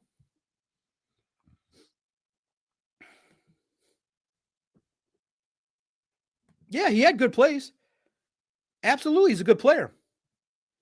But I'm saying consistently, Aleem doesn't want to play defensive end. What you need is a defensive end. Guys, this is the Giants. This is the New York Giants. They should have had 9 sacks. Guys, Jameis Winston made himself look like Baker Mayfield, made himself look like Jared Goff. And my cousin, I had a hot take. Go check it out, Steve. And I couldn't even air it because he spelled a word wrong, but it was funny. Adam the Jock Straczynski of Doc and Jock, the signature podcast that has started it all. He said, hot take. He's like, Jameis Winston was better than Jared Goff today.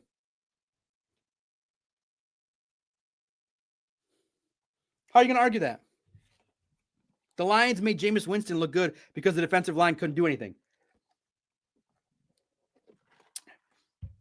Man, that's rough.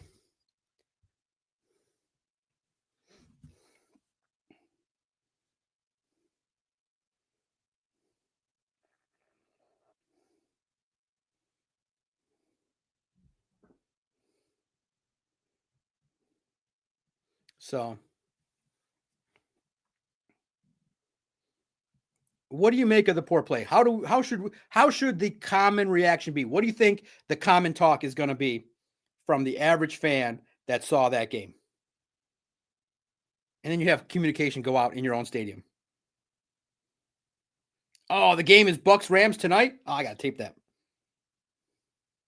Sorry, give me 2 seconds here. I'm going to tape that. Hopefully it didn't start. Hopefully it starts 8:20, not 8:15. But I'll still tape it.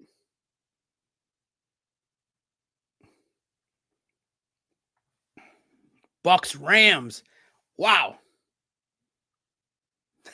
Steve's like, I'm looking rough. I love you, Steve. Steve's going to keep it real. Steve's like, you need his fits, brother. Bro, I know. This is hour 60, 62 of the work week.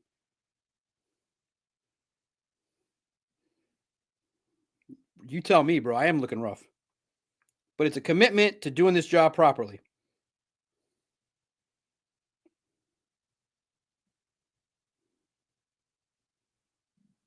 Bucks Rams when I get home. Hell yeah.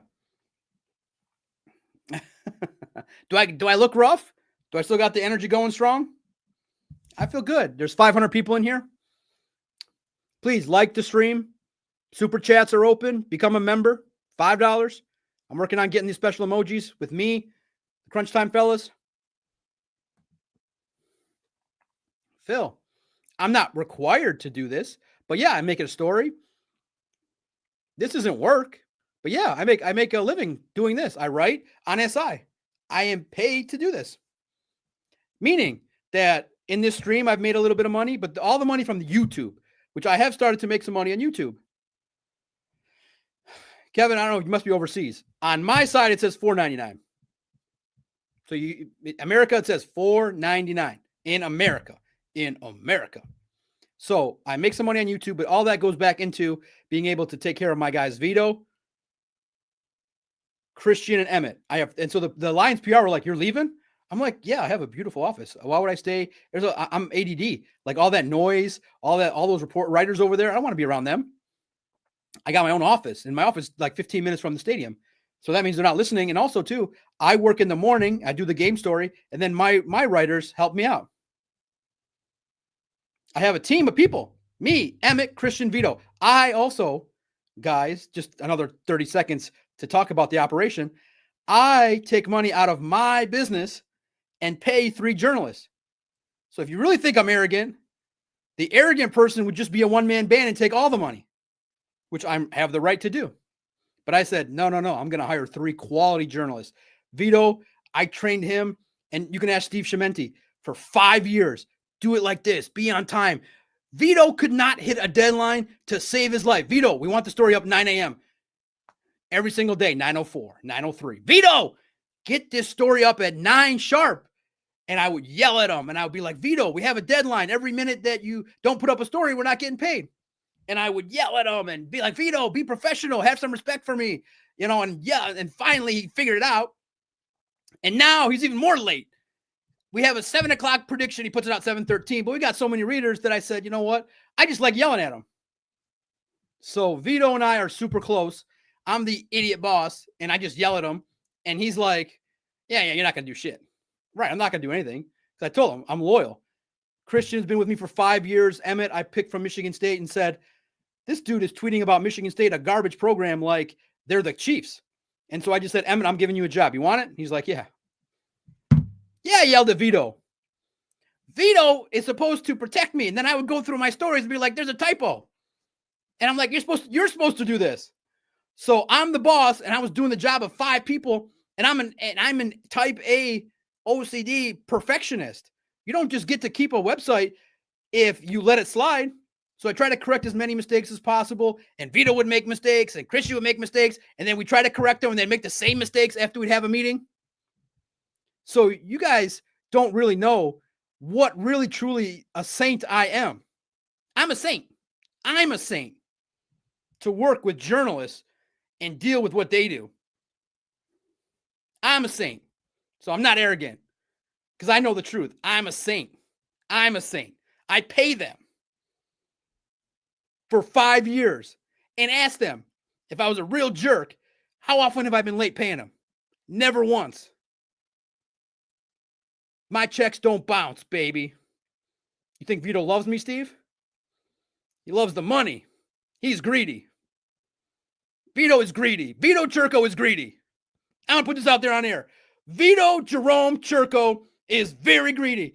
Every year in November, he asks for a bonus, and every year in January, he asks for a raise. Every single year. And I said, Veto, you wrote less articles this year.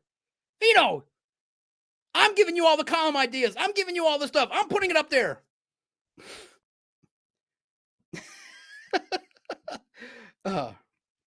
Thank you, Steve.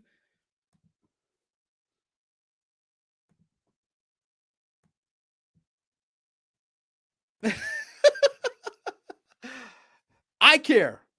I'm trying to change the perception of some arrogant troublemaker. 3 people said today, you're a troublemaker. And these texts, I don't know what's going on. It's like some big joke. Let's just text John. And he's not my boyfriend, okay? If you look at Vito's picture, I have higher standards. I would date somebody else.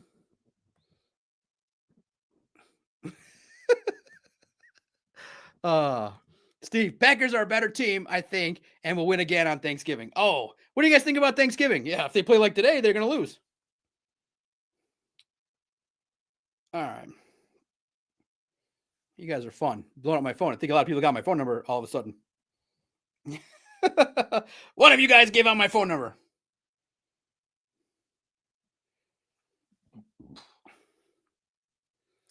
Okay, let's reset. I got to know, because you guys know what I think now. I said it for the last 90 minutes. I'm a little bit concerned. What do you think? What do you think about the poor play? How do we logistically, rationally look at a game in which you didn't curb stop the Giants when they were a 12.5 point favorite?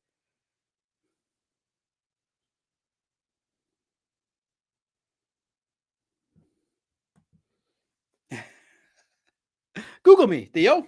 Theo KV7CJ is a content director. Wants more football. Remember, the rule, Theo, is out of every hour, it's 55 to 53 minutes of content and 7 minutes about me. That's the fair trade-off. I get 4% of every hour. It's like my debriefing. I am. And also, too, to let you guys know, I'm running a full-time media company, and I'm a sicko, and a full-time psychology practice, too. My primary work is with a lot of families, but high-end athletes, sometimes dealing with some just issues with when they struggle or have bad games and they want to get over some mental hurdles and stuff like that. To relax, just to focus on the process, to be in the moment. A couple of them got scholarships. A couple of them have done some wonderful things. It's a beautiful job. Those are the most rewarding messages. Thank you, Doc, for helping me. Thank you for taking the pressure away from me. Yeah, like you can strike out 3 times in a game, bro. It's okay. You're going to be fine. You still have talent. And they like the fact that some of the visits, we talk about football, we talk ball, and we talk life philosophy. And I like to think I'm even a better person, psychologist, than I am a sports guy. But this is this is a sickness. I love podcasting. I'm addicted to podcasting since 2013. This is my addiction.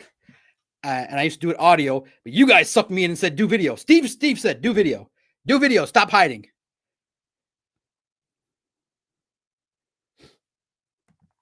The keys to wisdom. Doc, how did you like that screen pass that last 5 yards before the Bates kick? Looked like a bad call to you. Yeah. Whew. Dan's rusty, man. The magic is gone. He had magic against the Commanders. This is something's up. Something's up. The magic's not there. He got it in gear. And the magic is give the ball to Jahmyr Gibbs. But yeah, the magic is not there.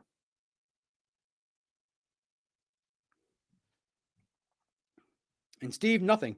She complains. You're there till 8:30, you know. I'll tell a story one day, full on, how integral she was to me being this successful. I'll say she used an H word that was so disrespectful that it made me bust my butt even more. And if she didn't do it, I wouldn't be here today. The H word. I rub it in her face every day, every single day.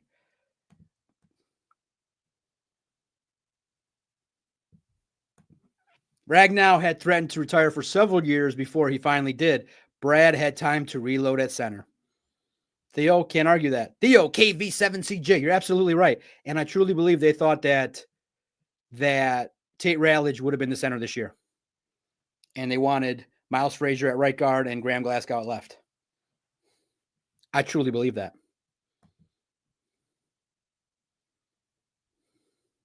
I'll leave that up there for a minute. Absolutely.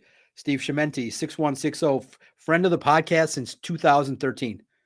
If I said the most valuable fan we've had, MVF, Steve Chimenti.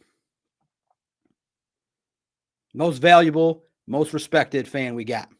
Your wife is the same.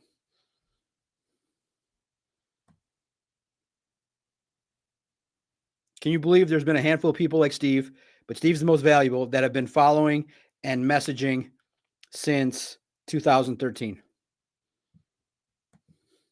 Doc, a troublemaker from Brent DeWitt, 2180? Yeah, to people with 2 brain cells. Got it. Appreciate you guys. I'm a pest, but I'm your pest. Tell me, guys. Bam, bam. Did our beautiful kicker get a game ball? The video, I don't think, comes out this fast. But when it comes out, if we're still on here, probably go another 5-10 minutes.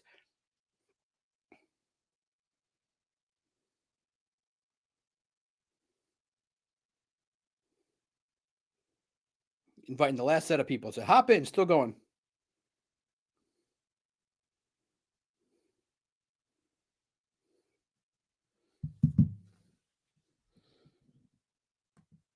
Yeah.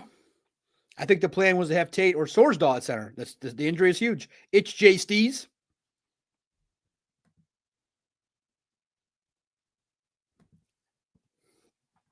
The locker room celebration is up. What did Dan say? You know what? Listen, I don't know. I got to learn these rules, but I think that it should be okay to play it. Oh, hold on. Let me see. I don't think they have any footage.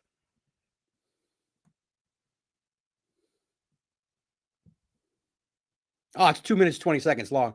Just find a way to win. Yeah, so Dan gave the typical speech. Just find a way, anyway. Who got the game balls? Had to be Jahmyr Gibbs. Steve Chimenti. Love the media company, Dak.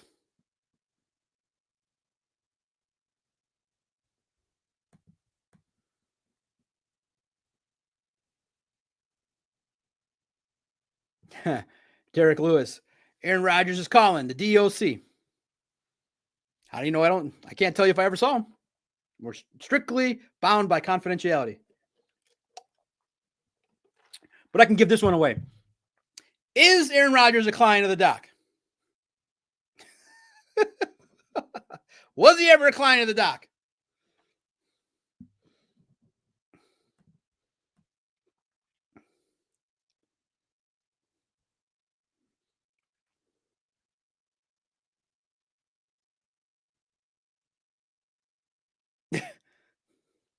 You guys have got some funny comments in here.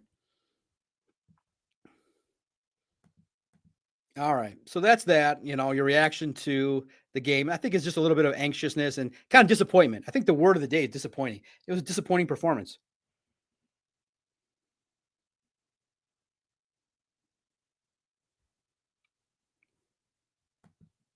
Let's get one more thought here now before we get out of here. Early thoughts on the Packers. I think the Lions win. Here's my early thoughts. This game's going to be ugly.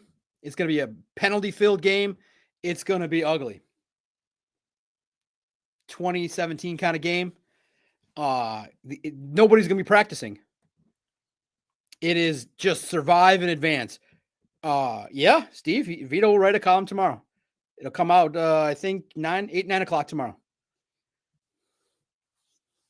Yep, Veto writes a Monday column every single game. But my role is not to give him any words. I talk to Veto for like 20 minutes after every game, and I say, what are you thinking about the column? And he'll say this, I'll say this, and he'll say this, I'll say this, and then he writes it. He gives his opinion.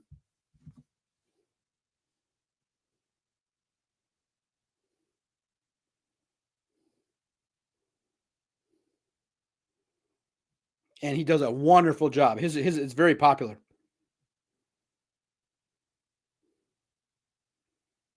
It's very, very popular. And he does good work. He writes, and tomorrow's going to be positive themed, but some snark in it too. He does a good job. My thoughts on the Packers is that it's going to be a win. Revenge on the mind. It's going to be a grinded out game. There's no guarantee in this contest. There's no guarantee they win this game. But you got to be mindful of Micah Parsons, that defense. But that offense can't keep up with you if you play well. They got to figure out their S on offense. That offense has to step it up. The offensive line has got to fight and battle and figure it out. But you give the ball to Gibbs, Amon-Ra, Jamo, you unload the chamber. It is going to be tough for the Detroit Lions. It's going to be a grinded out game. This game might be ugly. And Rakestraw, if you want to go back to these other draft picks, Rakestraw, free agent, Emmanuel Mosley. So again, it's the real theme of the day. Ask these people, please be an advocate and say it nicely. Don't blow them out of the water. Ask them, how do you advocate to keep these draft picks when Brad Holmes keeps saying that some of these picks are not making the team anymore? And then you got them all. Rakestraw's not playing. That's 6 guys. If you get 2 of them that are playing, it helps. 6 dudes. Vaki's a special teamer.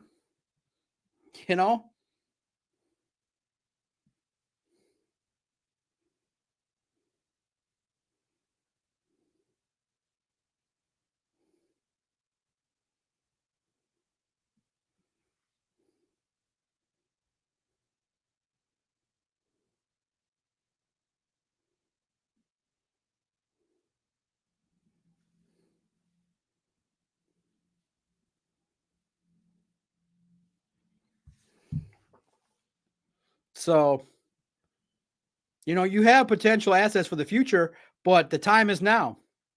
The time is up. The time is now. We need the Super Bowl ring ASAP.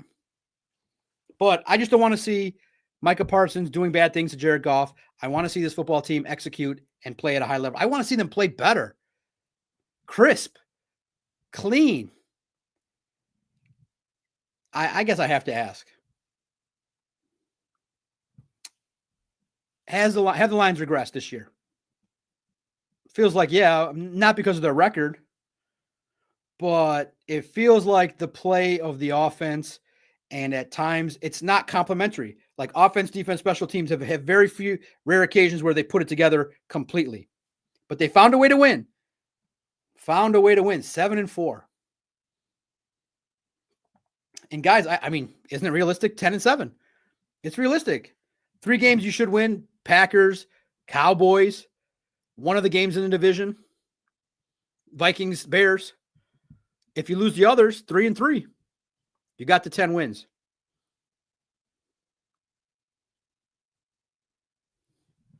Okay, good. At least I think MC3, you follow me because, I typically haven't said it, and, because I was the one that asked the question after the first game. But we lost 8 assistant coaches and an all-pro center. Man. But let's get out of here on a good note. Where do you see the hope if they are to make a run? Let's say they just get to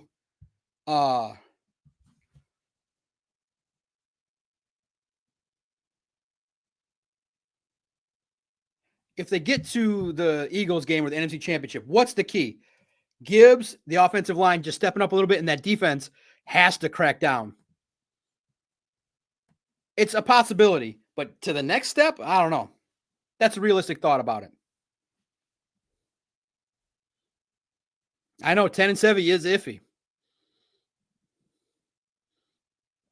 The keys to wisdom. Theo gets in. Miles Frazier comes in and plays well at left guard.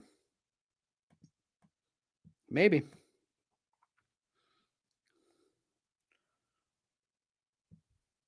Ride Jake Bates. Nice. And I do, this is my portion of gratefulness. Thank you guys for 500 people to check in when there's other streams going on, to have, multiple people. Please just take the time to hit the like button. This is your last chance to get any questions you want in, any super chats. Join, become a member. We're going to add some emojis after I figure it out.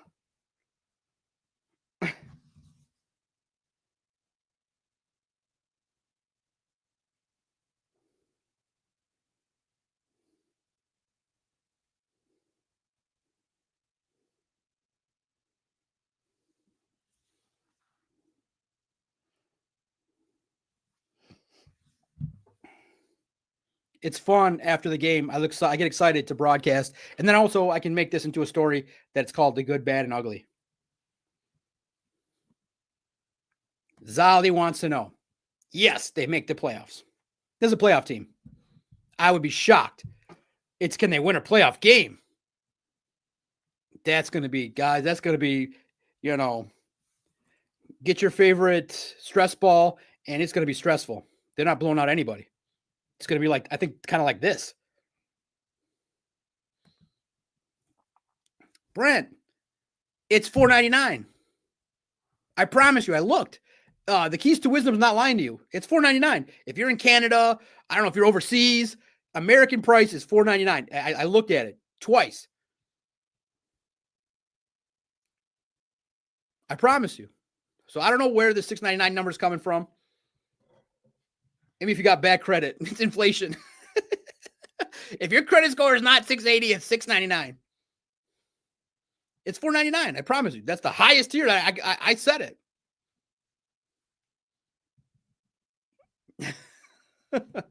I don't know.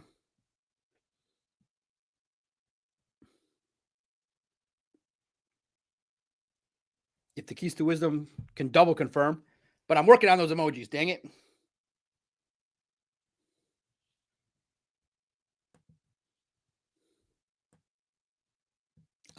Phil, coming from YouTube, everything is $6.99.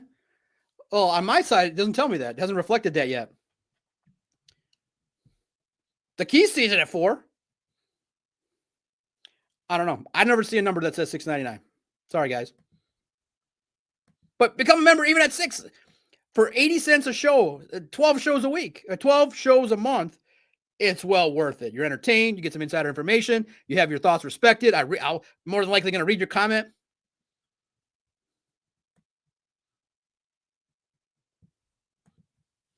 MC3. Yodi is not with it at left guard. Yeah, agree. Man, he let one up bad today.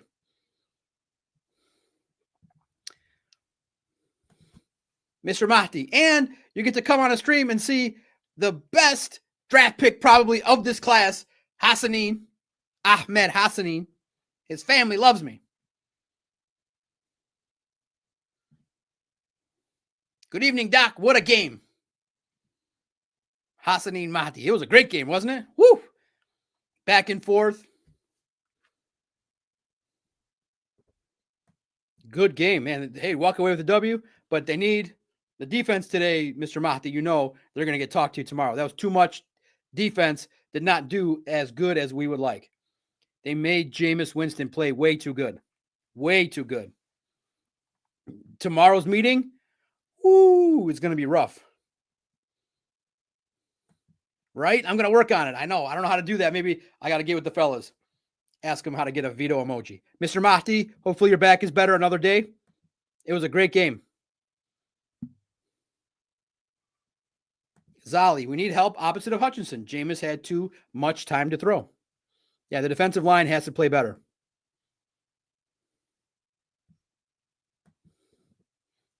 Lions win today. Green Bay is going to be a great game in 4 days. 4 days they play. They're going to have to work hard. Shout out to Steve Shimenti, Hassanin Mahdi, The Keys to Wisdom, Anakin Skygore, Zali 305, Theo, Phil, Brent DeWitt, Terrell, and his spicy profile. Steve Lehman, Phil C., Full Slate Farms. It's Jay Stees. Thank you guys for tuning in. Again, here's the thoughts for today that you want to pay attention to. You got 2 hours. First and foremost, it was a game that was tough to really, the biggest takeaway is the Lions survived.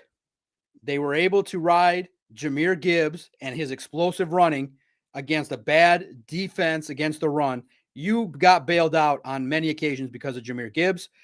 And there's opportunities that also credit Amon-Ra St. Brown. Once he had the drop, he picked it up. The connection with Goff had a little lull, and the fans got restless. They booed. But once it got kicked up again, boom, it was right where it needed to be.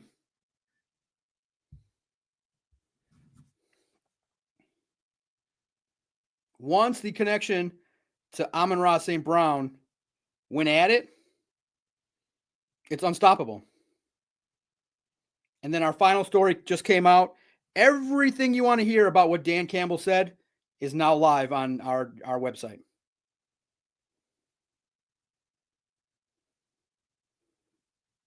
It's good stuff. I feel like the content that you got after the game, I'm going to go through it. Really solid. Locker room buzz, everything Dan Campbell said.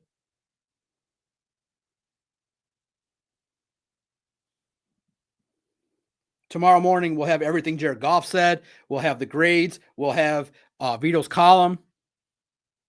Throughout the week, PFF scores, commentary, the power rankings. I feel like the website gives you a lot of inside information about the Detroit Lions. And if there's anything you want us to cover, comment here or on X at Detroit Podcast. Everything you need to know is just right there on the stream. And I'll go through it one more time. And remember, after a win, I was the one who asked Amon-Ra St. Brown, hey, you still dropped the ball. And he gave a great answer. A great, wonderful answer. Everything Dan Campbell said in the inside Ford Field is now on our site.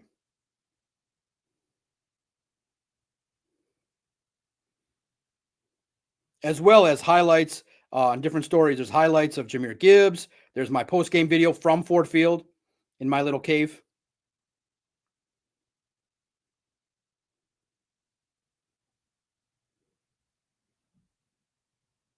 What are you guys going to do when you get out of here? Someone said I should have linguine. Thank you, man. Good show, John. You're the GOAT. What are your guys' predictions for the Packers?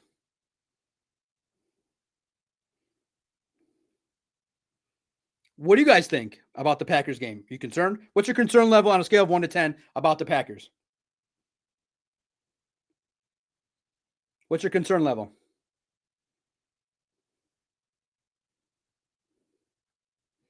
What do you guys think about Dan Campbell's play calls? I thought it was good. It just, I don't know. That offensive line just makes things seem a little skewed, right? You know what it's missing, really? Outside of Gibbs running, it's missing the explosiveness in the passing game. Handful of times to Amon-Ra, but J-Mo is not explosive. I think the thrust of the explosiveness is gone. It's not there. Right? Is that what's missing? Is that teams can lock in and take it? I feel like the teams are taking everything away deep, and it's just kind of bogging everything down.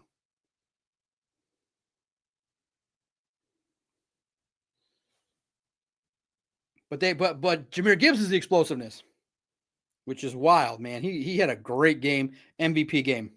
He got the game ball, right?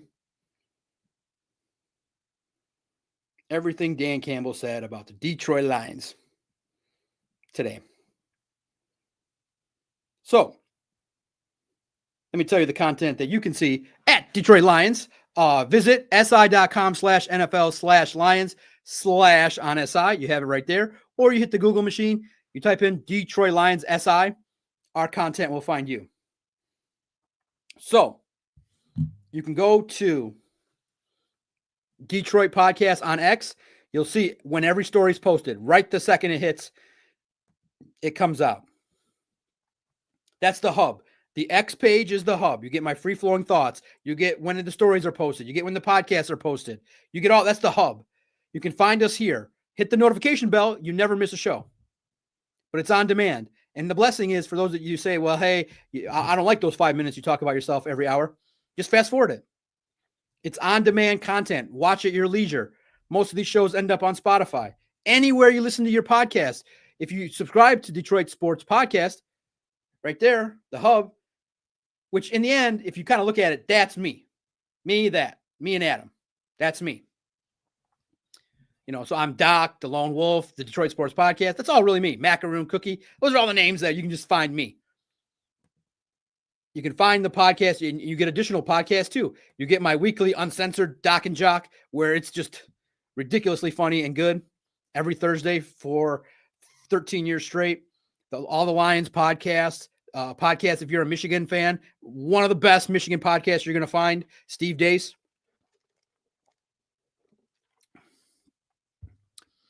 And you can comment, like, and you get, I think the thing that you guys like the most, the guy answering is me.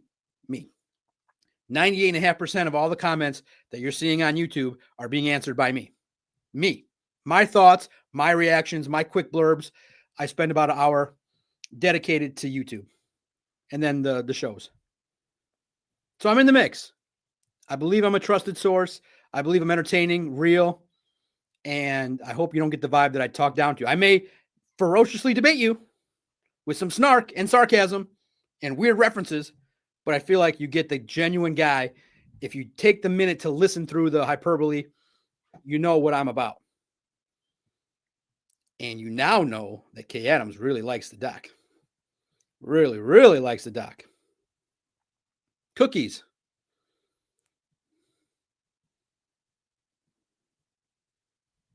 And see, I think that came about too. You guys said, hey, help us out. And for deaf people, captions are available on the replays. You guys made me turn it on. I'll see you soon, Kevin. I think I'm going to come back tomorrow. You know, now, we're going to play a little game. There's a little inside info. I'm not going to spell anything out, but you're going to have some information typed through. So try not to leave any comments, but you'll make it out, okay? You'll have some inside information, but that's not verbally said by me. We're going to play a game. So if you just pause on the comments, you're going to catch it out, okay? This week's practice schedule is a little unique, clearly, right? Do you think the Lions are going to practice tomorrow after today's game? Okay. So, pause the comments for 1 second.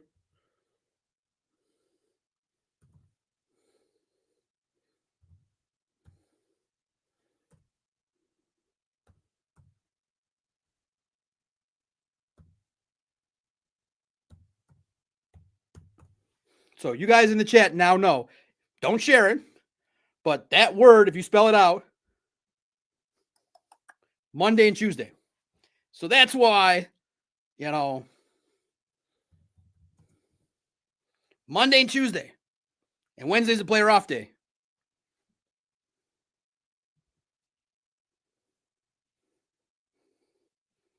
So Thursday's game is going to be crazy. Think about it. I mean, it's common sense. You think Dan Campbell's going to have these guys ramming into each other this week? When they say it's a mental battle of attrition, it's going to be a mental battle. And the other side's the same thing. It would be malicious to play on Sunday and then have any practices, per se. So that's what's going to happen. You got some inside info. So you're going to get estimates of everything. So let's run through it real fast. I said hour and 30 and I went 2 hours. And that's also what you know about the doc is I always give you an estimate and I always go way over it. The Lions played a game at the level of the Giants. And so my ending is going to be this. This fan base expects excellence. They expect Bret Hart excellence of execution on offense, defense, special teams, coaching, time management. 5 years in, Dan Campbell, offensive wizard. John Morton's been around. This offense and John McElroon, in the manner in which I operate, always strive for excellence of execution. That's why me and Veto have these talks. I say, Veto, I've tried to set a deadline. Most journalists have what they call a deadline. Like you're supposed to submit a story by 8 a.m. so I can read it and get it out by 9 a.m. It's not, hey, Veto, we want to publish it at 9 and you submit it to me 8:57. How am I supposed to, in 3 minutes, put all the fixings on a story? Excellence of execution. Now, I built a championship team, so Vito's like the best way to describe Veto. Veto is like the Deion Sanders coming into the Cowboys run after they've already won 2 Super Bowls. After they've already won. You know what I mean? They've already been built, and Vito's there. Vito's part of it, but that's the metaphor I want to use. He's the MVP journalist editor. But he's got that must be the money diva kind of thing. Like he's my Jameson Williams. Penalty after penalty and but he's a superstar. Actually, it's a better example. He's my JMO. Steve, it's not that bad. It's like, Veto, we have a deadline. You never meet a deadline. That's it. I'm like, every journalist in America, they have an editor that says, send me the story by 8 a.m. And every journalist sends it by 8 a.m. Why is it that you do me like that? I'm busy. But in the end, it's just me being Lebanese and yelling at him. It's principle. It's the principle. Like, don't you respect me as your boss to at least, I know we're friends. I know we laugh and joke and I make fun of him. He makes fun of me. But on some level, I like this shit to be published on time. Soon, I'm going to get Veto on here. And then I'm going to tell it right to his face. Listen, look what this guy put me through for 7 years. I'm going to get Veto on this show. And you guys are going to be laughing from start to finish. Because it'll just be me venting about how I kept working with him with what he did to me. Veto, we have to write headlines this way from the company. Vito's like, oh, I forgot. 2 weeks ago, I gave him a column idea at 4:30, and he forgot it by 7:30. That one was funny, and I reacted live on air. I almost couldn't stop talking anymore. I couldn't bring myself to spit out words after he did that. I said, I just texted you at 4:30. How did you forget at 7:30? How are you asking me what your column idea is at 7:30? We just talked about it. 3 hours ago is not 3 weeks ago. 3 hours ago. How the hell you forget? Right. Being the boss is not fun. It really is, but jeez. You are all allowed to work with one journalist, not 3. I'm a saint. I am a saint, a true saint to work with 3 hardcore trained journalists. I'm a saint. Kevin, yeah. Rams, what's his name? The analyst, what's his name? Man, I forget his name. He's a former NFL player. He shows up on a ticket on Mondays, like 8 a.m. or so, or Fridays. He's a good dude. He said the Rams are the best team in the NFL, but they're also dealing with injuries to Higbee. So a lot of people think the Rams are the best team. I can't wait to see it. Yeah, Zolly, you know. Will the Packers do it again? The A to D gap blitzes.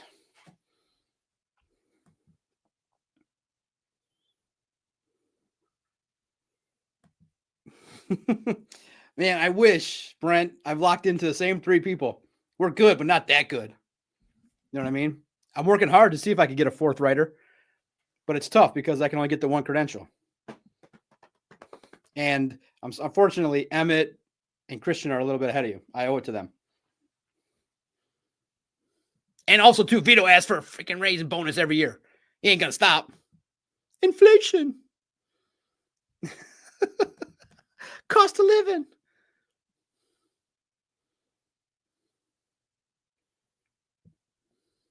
I love it. We'll end on this. Zolly, 30-35. Lions will beat the Pack by 3. Let's go. Everybody have a good week. Thank you for enjoying the 2 hours. I really enjoy it. Talking to you guys. I feel a little better. Decompress a little bit. Get out the stress of that performance. Like I said, today was fun. The media press box also had a new addition. It was nice. I tell you, today with the big man upstairs was like, today we're going to make you feel good. They put up a Sports Illustrated photo in the press box. It'll be there, I think, for a while. Man, it's nice to see.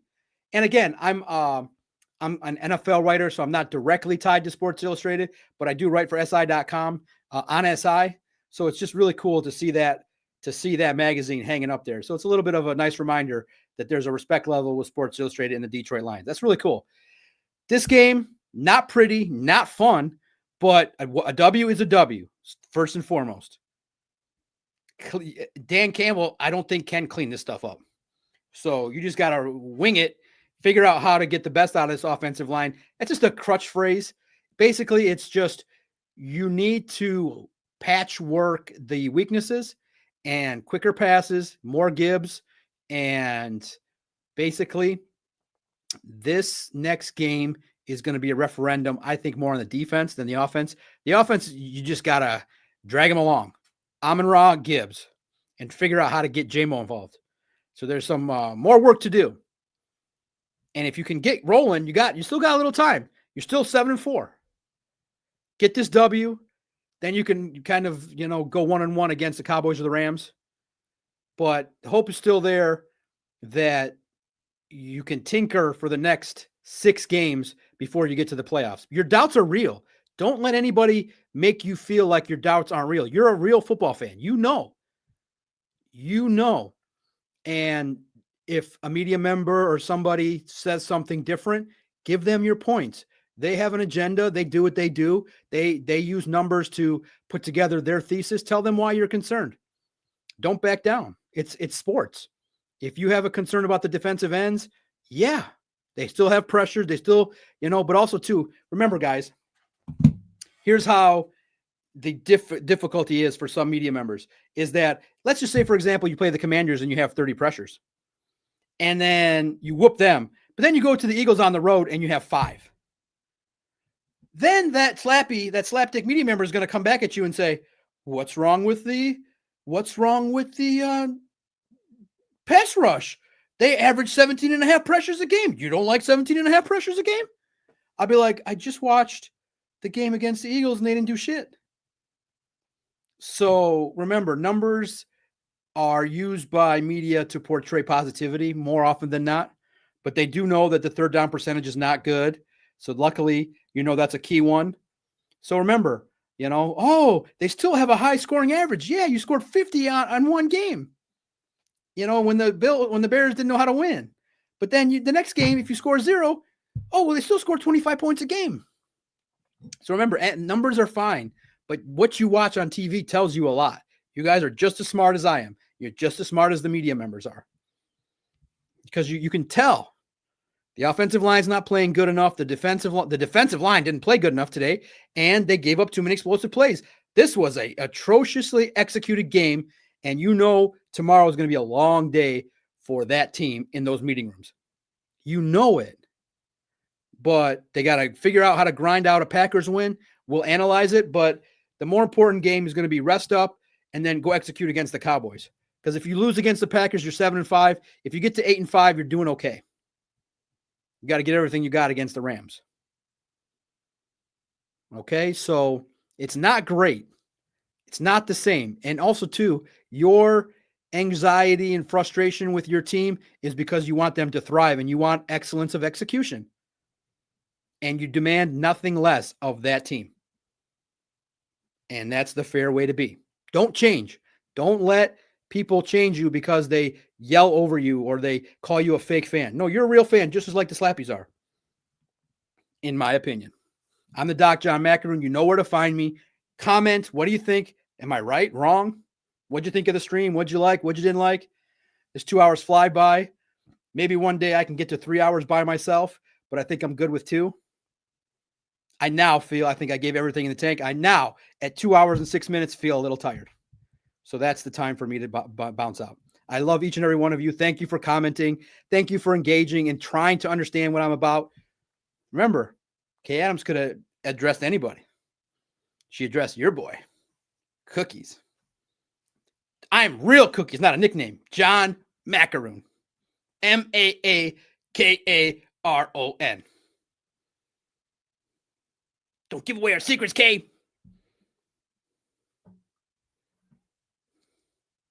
I am not a troublemaker. I am one of your trusted Detroit Lions sources. Let's talk maybe tomorrow, at the latest Tuesday. Peace, everybody. Peace and love.